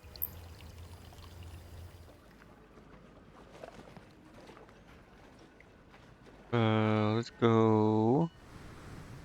Spirit Queen. A frayed sack hung from the wooden crane. The burlap sack with the gator disposed of, I turned my attention to the... There was no apparent way to open it, but by the feel of it, the burlap sack was too... Cut that shit open, bro. I cut into the sack with the knife, revealing it to be full of corn. Alright, take it. I took the corn from the sack.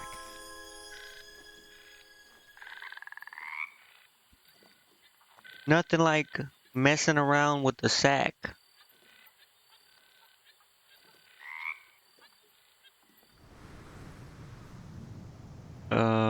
Here I used this on the chicken, right? Get out here, chicken. I scattered the corn on the path. Mere seconds later, it attracted the attention of the curious chicken. Pluck his feather. Do it.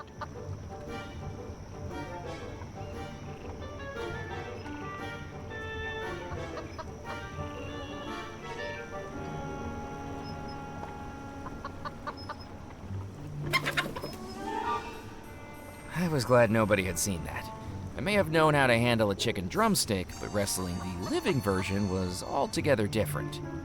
Wine. I'd seen cowboys lassoing cattle at the summer rodeo before, but trying to do the same with parcel twine and a chicken would have been ridiculous.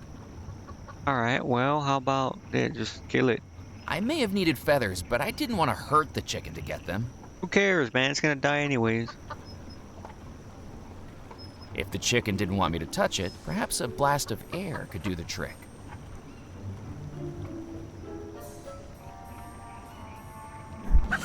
Yeah, give me them feathers.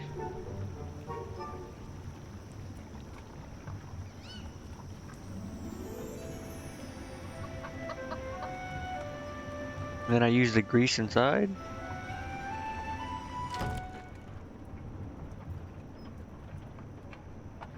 Grease-soaked feathers wouldn't have been of any use to me.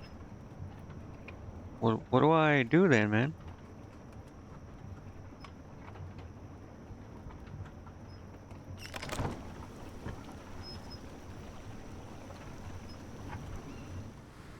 The fort?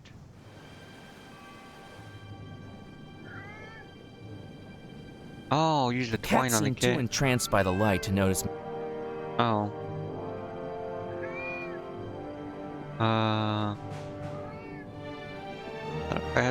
No, I had to turn the light off or something then, right? That didn't. I didn't need. The cat wasn't going. I didn't. I don't know, man.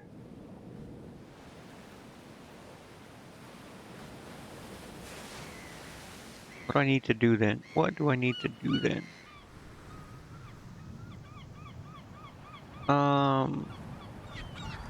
So I have feather.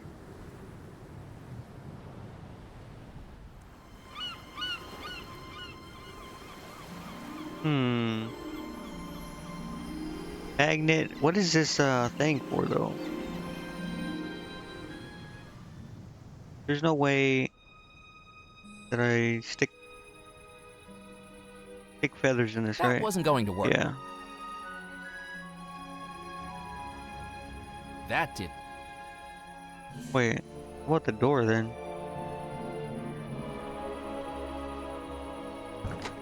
Ah.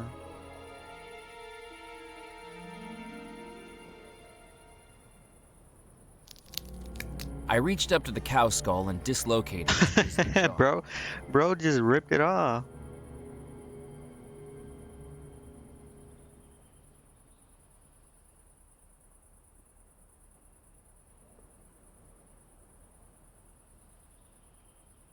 Okay, well, I guess that's that, I guess. I placed the jawbone into the gree-gree.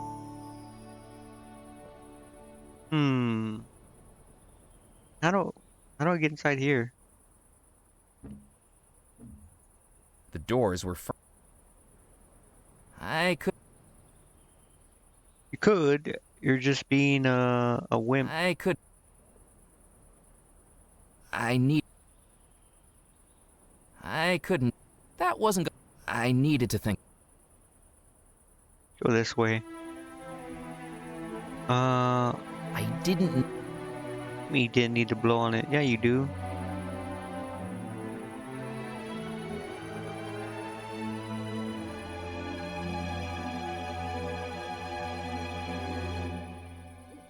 I think there's anything here. From the ground, I didn't have a clear view through the balcony doors, but that didn't. Okay, so the town, the church, or this, yeah, the town or the church are the only two things I can think of.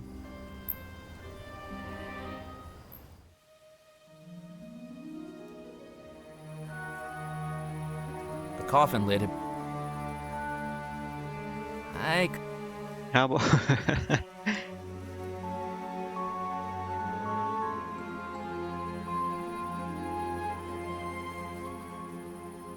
Hold on, I'm trying to.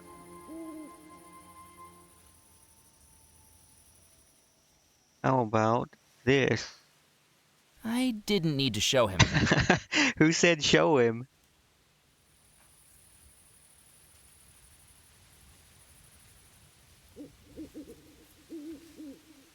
What the hell? Twine? I tied the twine to the uneven table and took up a hiding spot behind a nearby wall. It was time to wake the dead. Hello? Hello? Why is it so dark in here? That's fucked up. Who's that? I'm stuck. Help! Help! Mallory, if that's you again. Get me out of this thing! Oh, no, God. Not again.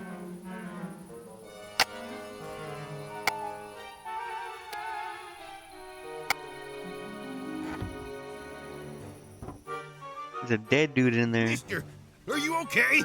I'm so sorry. I was told... Mister? Oh, God darn it! Next time I see that girl, I'm gonna have a peewee-sized coffin all ready for her. A few hours locked in one of those should adjust her sense of humor.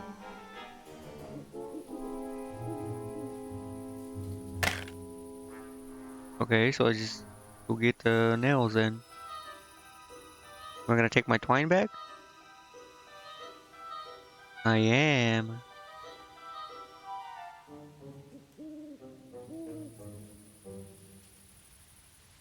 Take them. I picked up the handful of discarded coffin nails from the tin. I placed the coffin nails in the green. Searching the dead man's body. Who cares what you want to do, man?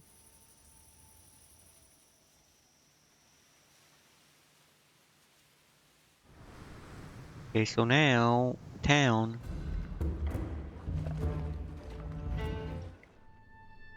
Welcome back. There's gotta... I don't know what this is for.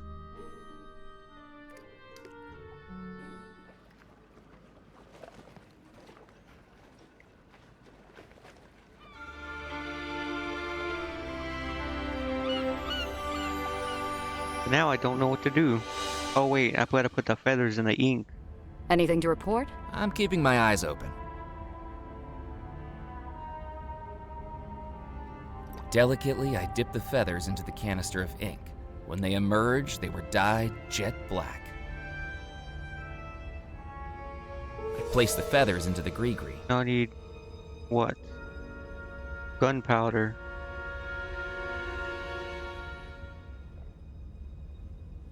There was no way. Besides, I didn't know how... Hey! My Sorry. bad.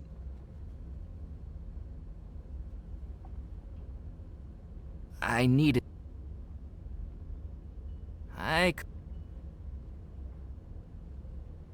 That didn't... Alright, so now what do I do?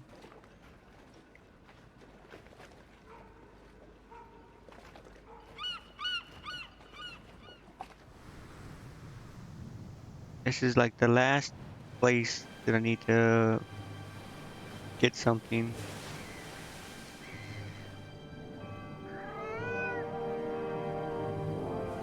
The cat seemed too entranced. No. That wasn't going... Throw water. Did... Water The at cat the wasn't cat. going to be... Throw it at the cat, man.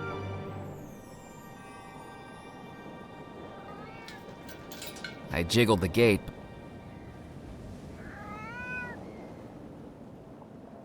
Pick I it. didn't.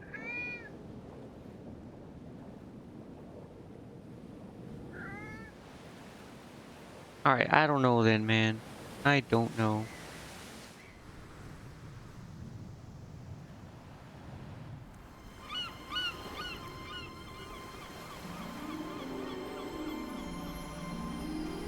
I don't know what is this screw jack is for.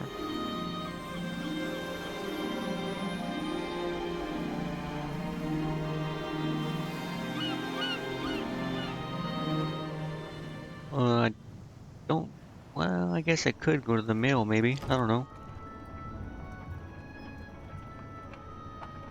That wasn't going to work. That didn't.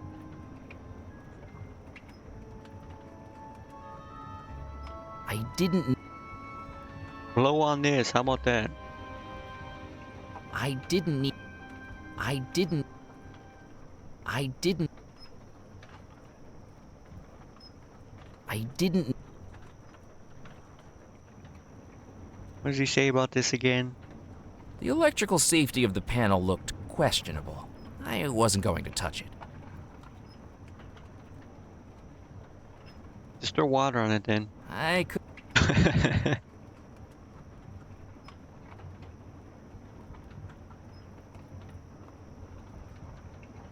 I don't know what to do then, man. I don't know what to do. That wasn't going. Don't tell me I what's needed not to think gonna of work. something else.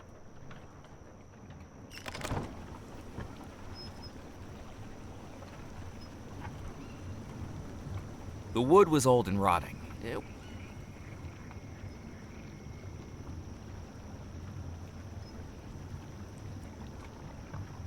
Yeah, I don't know then, man. Should going to...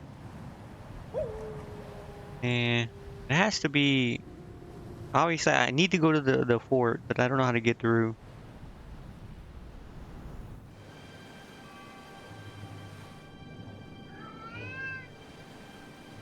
The plaque read, Fort de Lumore. No public. I need to contact this fucking guy, man. That didn't. I could have tried squeezing my arms through the bars. A barrel marked gunpowder was. That didn't. Okay, I had to look this up then.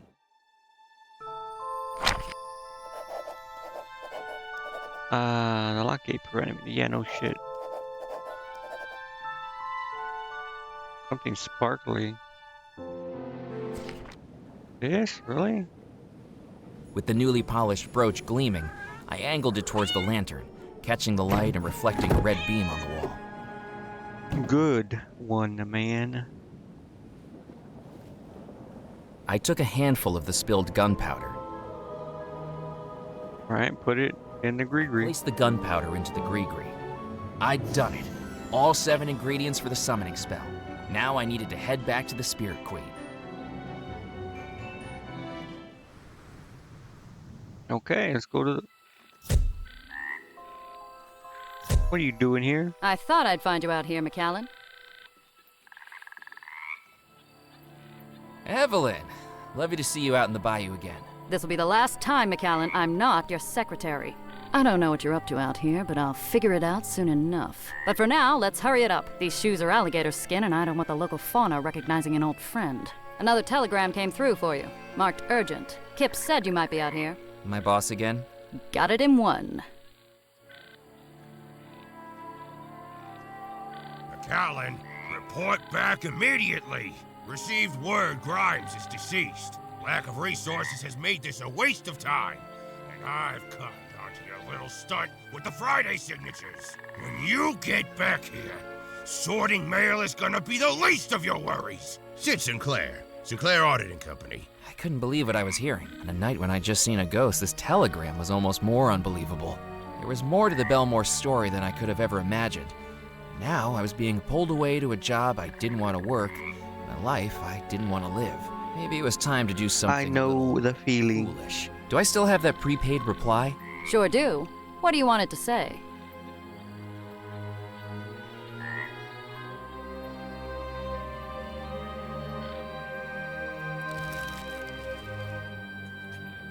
Tell him No? I quit. I couldn't believe what I'd done. I'd quit my job and opened the first chapter in my own adventure. But without a job, I didn't have a salary. Without a salary, I wouldn't have a place to live.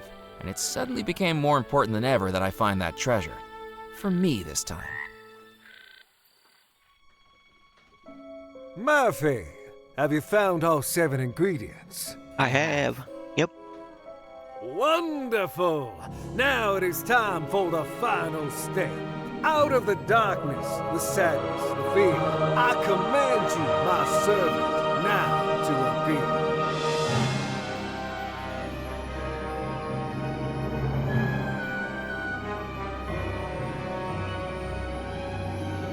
I have returned, Master. What is your desire? The ingredients have been gathered. The final step of the spell is ready. The focus. The focus of the spell is whatever you are casting it upon. Belmore Manor is where the ghosts reside.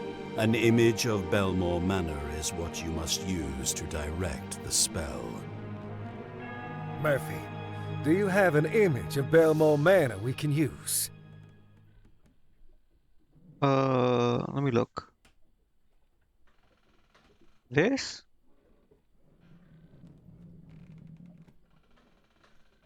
Yes, Murphy, that will work. Place it inside the Gree as the final ingredient. I folded the magazine cover and placed it inside the Gree. The spell is ready. Finally, the ghosts will be free again. Open the Gree, Murphy, and that will cast the spell.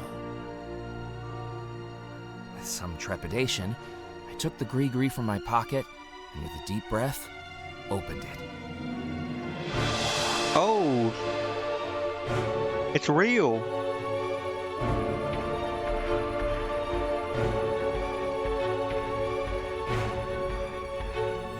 At last, I am free. Servant, what's happening? I was never your servant. I am your master. You shall do my bidding. I command you. Foolish mortal. You have served your purpose. No longer do I need to manifest as an ephemeral specter. Now my true spirit form is freed. Loa, do as I say. You are of no more use to me.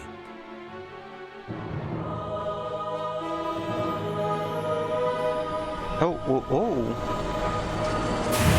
Oh, shit. I wasn't sure what I'd just seen, but the voodoo fire raging all around me was all too real. I needed to get out, and fast. I needed to get out of the river. I need to extinguish the fire. Use the water.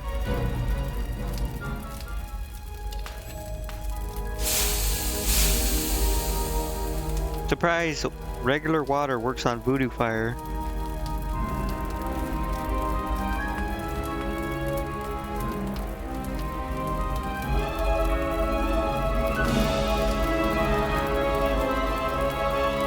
No, not again!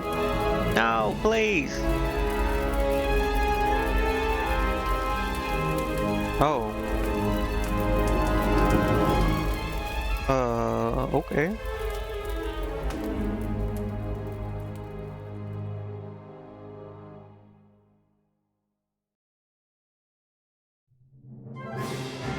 Part 2. The Love Antidote.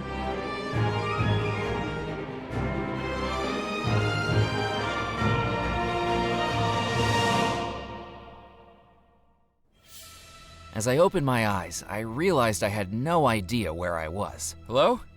Hello? This wasn't good. I checked my hands and still seemed to be flesh and blood. What's happening? Where am I?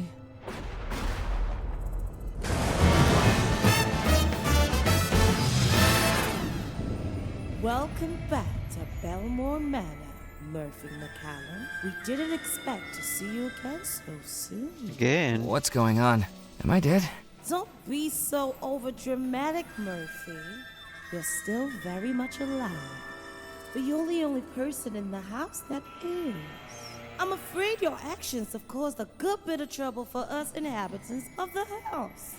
What's happened? Let's see if you can figure it out. We're about to play a song, and Murphy McAllen, this one is for you. All right, all you Belmore Manor ghosts and ghouls, let's take it to a place where voodoo rules. Oh, shit.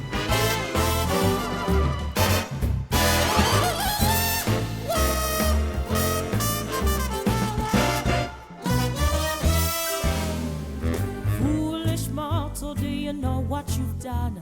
A house of spirits, but we know of one with evil intentions, and now no preventions to all their evil scheme. You're now implicated in this complicated supernatural dream. You cast the spell, now the deed is done. Evil's free, the plan has just begun.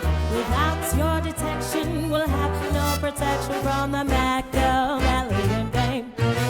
You set them loose, so you have to deduce who is ill and who is to blame. And self-detested, we'll ask you questions 3. Draw on clues to solve the mystery. The lover, the poor, the devil, or God. Questions surrounded in doubt. The officer, bride, the sailor, or guide, Murphy. Can you figure it out? Can you figure it out? Huh? The broken heart stolen by another. Tell us now who is the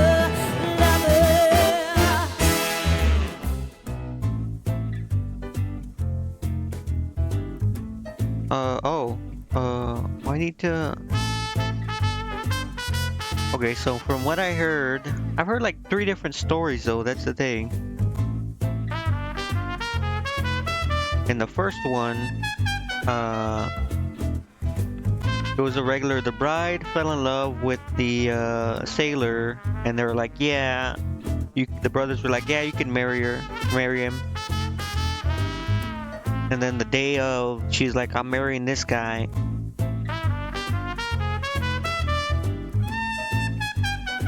And then there's another one where the officer paid the dude to like seduce her or something, and then they ran off together. And then the officer got the fucking thing. And then in another, the woman like just loved the officer or something, and the dude was jealous or something. Then in another one, the woman was evil. She was like casting voodoo spells.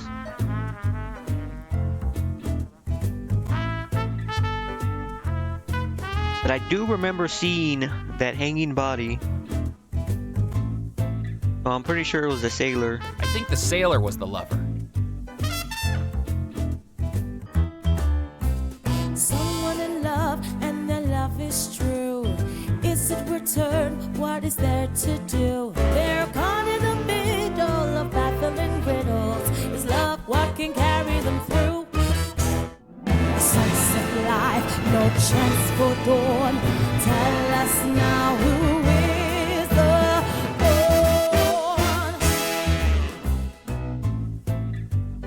I think the bride was the pawn. She was used by the officer. Cause I don't know, man. She's part of a rich family, right? Like what? She could have anyone she wanted. So there's no reason for her to like hatch any schemes. I think the bride was the pawn.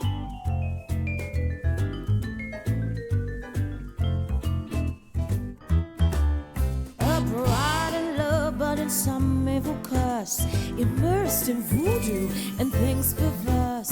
She cannot protest, and her mind's not possessed by things that only get worse. Wicked spirits in evil rebel, tell us now who is the devil.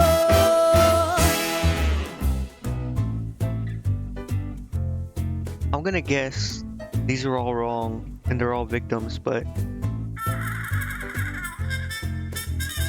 like this is the only dude who would benefit really anything. Well, I guess the other guy would benefit from the sailor, but I don't know. I think the officer was the devil.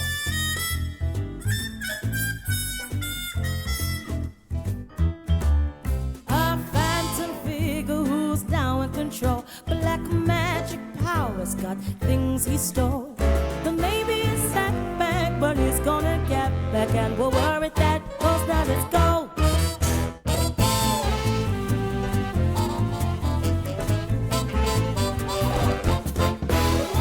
Maybe you listened and now you've done it. You took a gamble and you have won it. A bride in a spell and a sailor's farewell, and an officer pulling the strings. A house that's filled with voodoo, and yes, we know like you do. To fix it, we'll take some strange things. To test it, we asked you questions 3. You drew clues and solved the mystery. There's no way, right?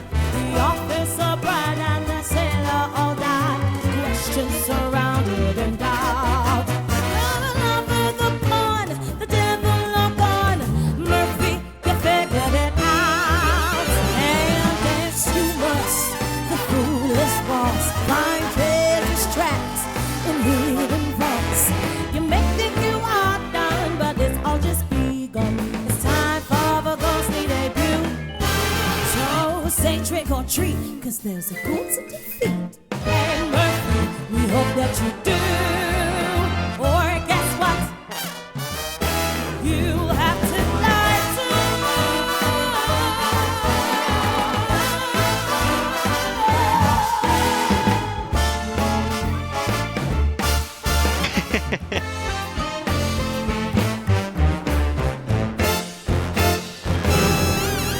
Bro, cinema. after that too. Oh. Okay. I was Well, back in Belmore Manor. And although it was better than being dead, I didn't know what was awaiting me.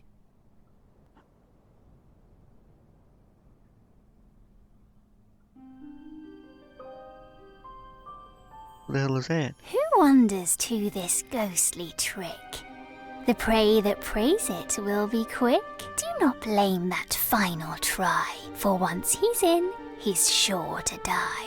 Another ghost. Oh, this can't be good. Welcome back to Belmore Manor, Mr. McCallan.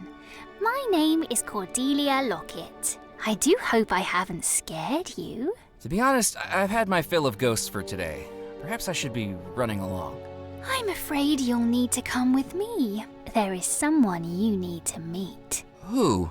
Miss Belmore. You know, I don't think that would be such a great idea. We met twice already this evening, and I don't think she's taken much of a liking to me. What with throwing me off a balcony and pulling me into a spirit pool. Attempt to kill me once? Shame on you. Attempt to kill me twice? Shame on me, you know? I'll just go. It'll be like I was never here. It's too late for that, Mr. McCallan. I really must insist. What have I gotten myself into? Miss Belmore, Mr. McCallan is here to see you. I don't see anyone.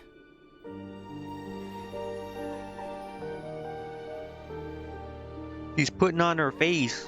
Oh, she's crying. I'm terribly sorry, Miss Belmore. I wasn't trying to steal from you. I didn't know anybody was still here. And then I've gotten deeper into things than I expected, and Miss Belmore? Why isn't she saying anything? Why is she crying? This is all terribly exciting, Exciting? isn't it? I'm afraid there's much more to this than you realize, Mr. McCallan. Can she even hear me? I don't think so.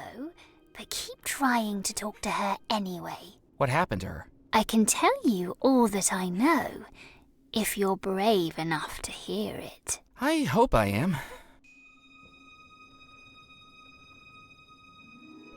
I was there on that night, all those years ago. And it wasn't Miss Belmore who was to blame.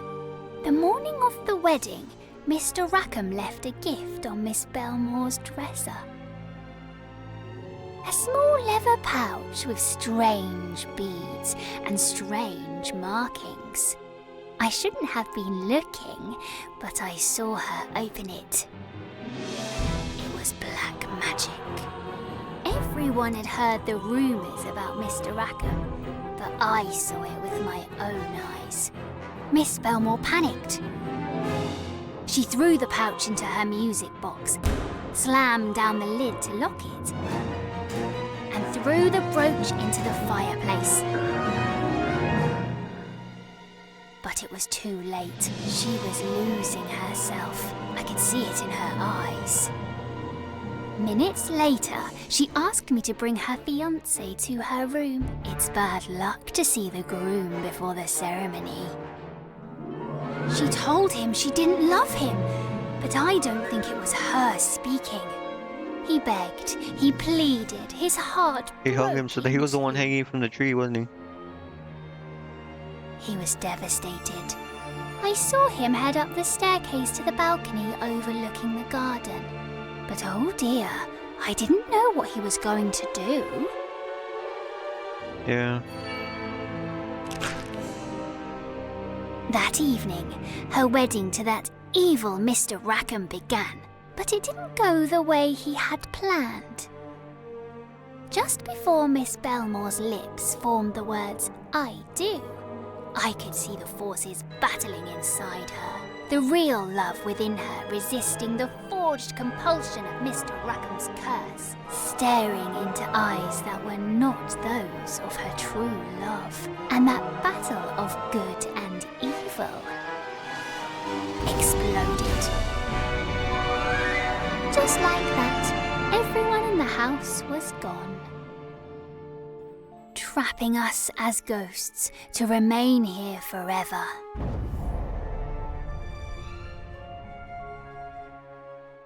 For more than 30 years she's been like this, her mind trapped in an eternal battle between the true love in her heart and the evil magic trying to control her.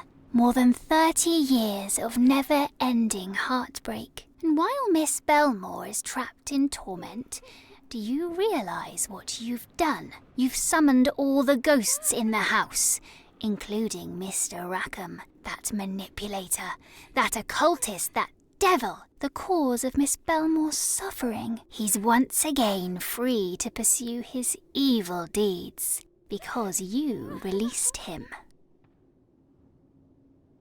Okay, yeah, she was able to attempt to kill me twice. If Abigail is under a spell, how is she able to attempt to kill me twice? Well, it's never happened before.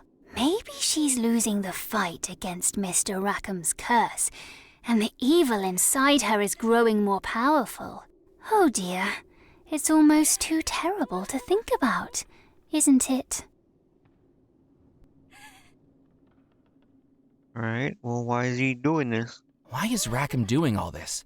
What does he want? He's after the same thing you are, the Belmore treasure. But he's willing to do a lot more to get it. And he doesn't care who gets hurt in the process. I'd say he's a lot more committed than you are. See. I have to do something. How can we stop him? I'm afraid I don't rightly know. But Miss Belmore might.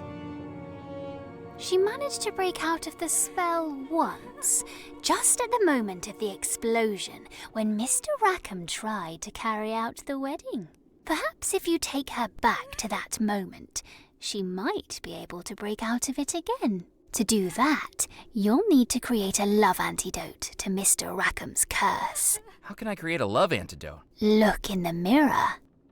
In this reflection, she's as happy as she was on the morning of her wedding. And look, there in front of her, 4 wedding mementos and the echoed music of the wedding march, each one a touchstone of that final happy time.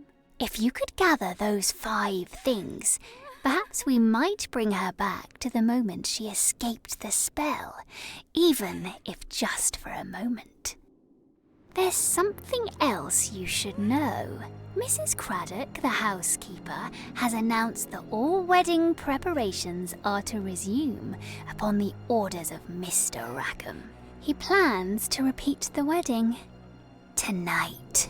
You don't have long. But what if I break her out of the spell and she is evil now? I think you'll just have to take that risk.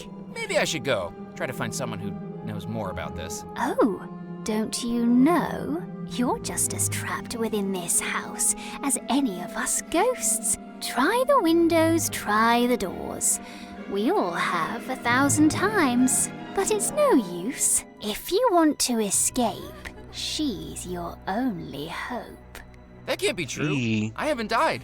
I can't be trapped here forever like you. In moonlight's glow, a spectral cell, and whispers of an eerie spell. No one hears his silent shout, for once he's in, he can't get out.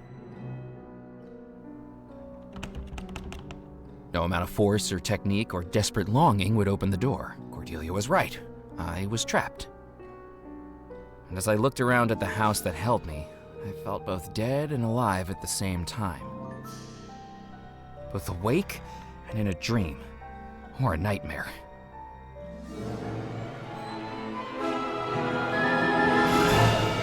Oh.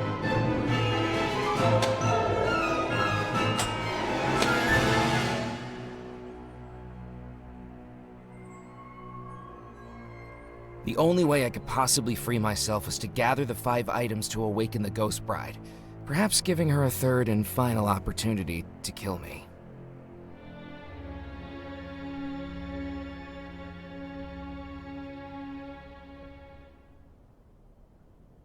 Okay, well. So the thing is, what happens if you don't, like, know the cards or the whatever? Does it just say, oh, well, you gotta figure it out or something?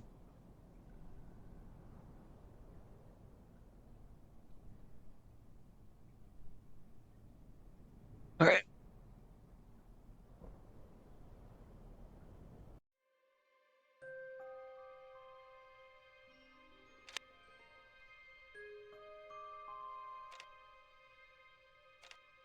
Okay, well, for now, that is going to be it.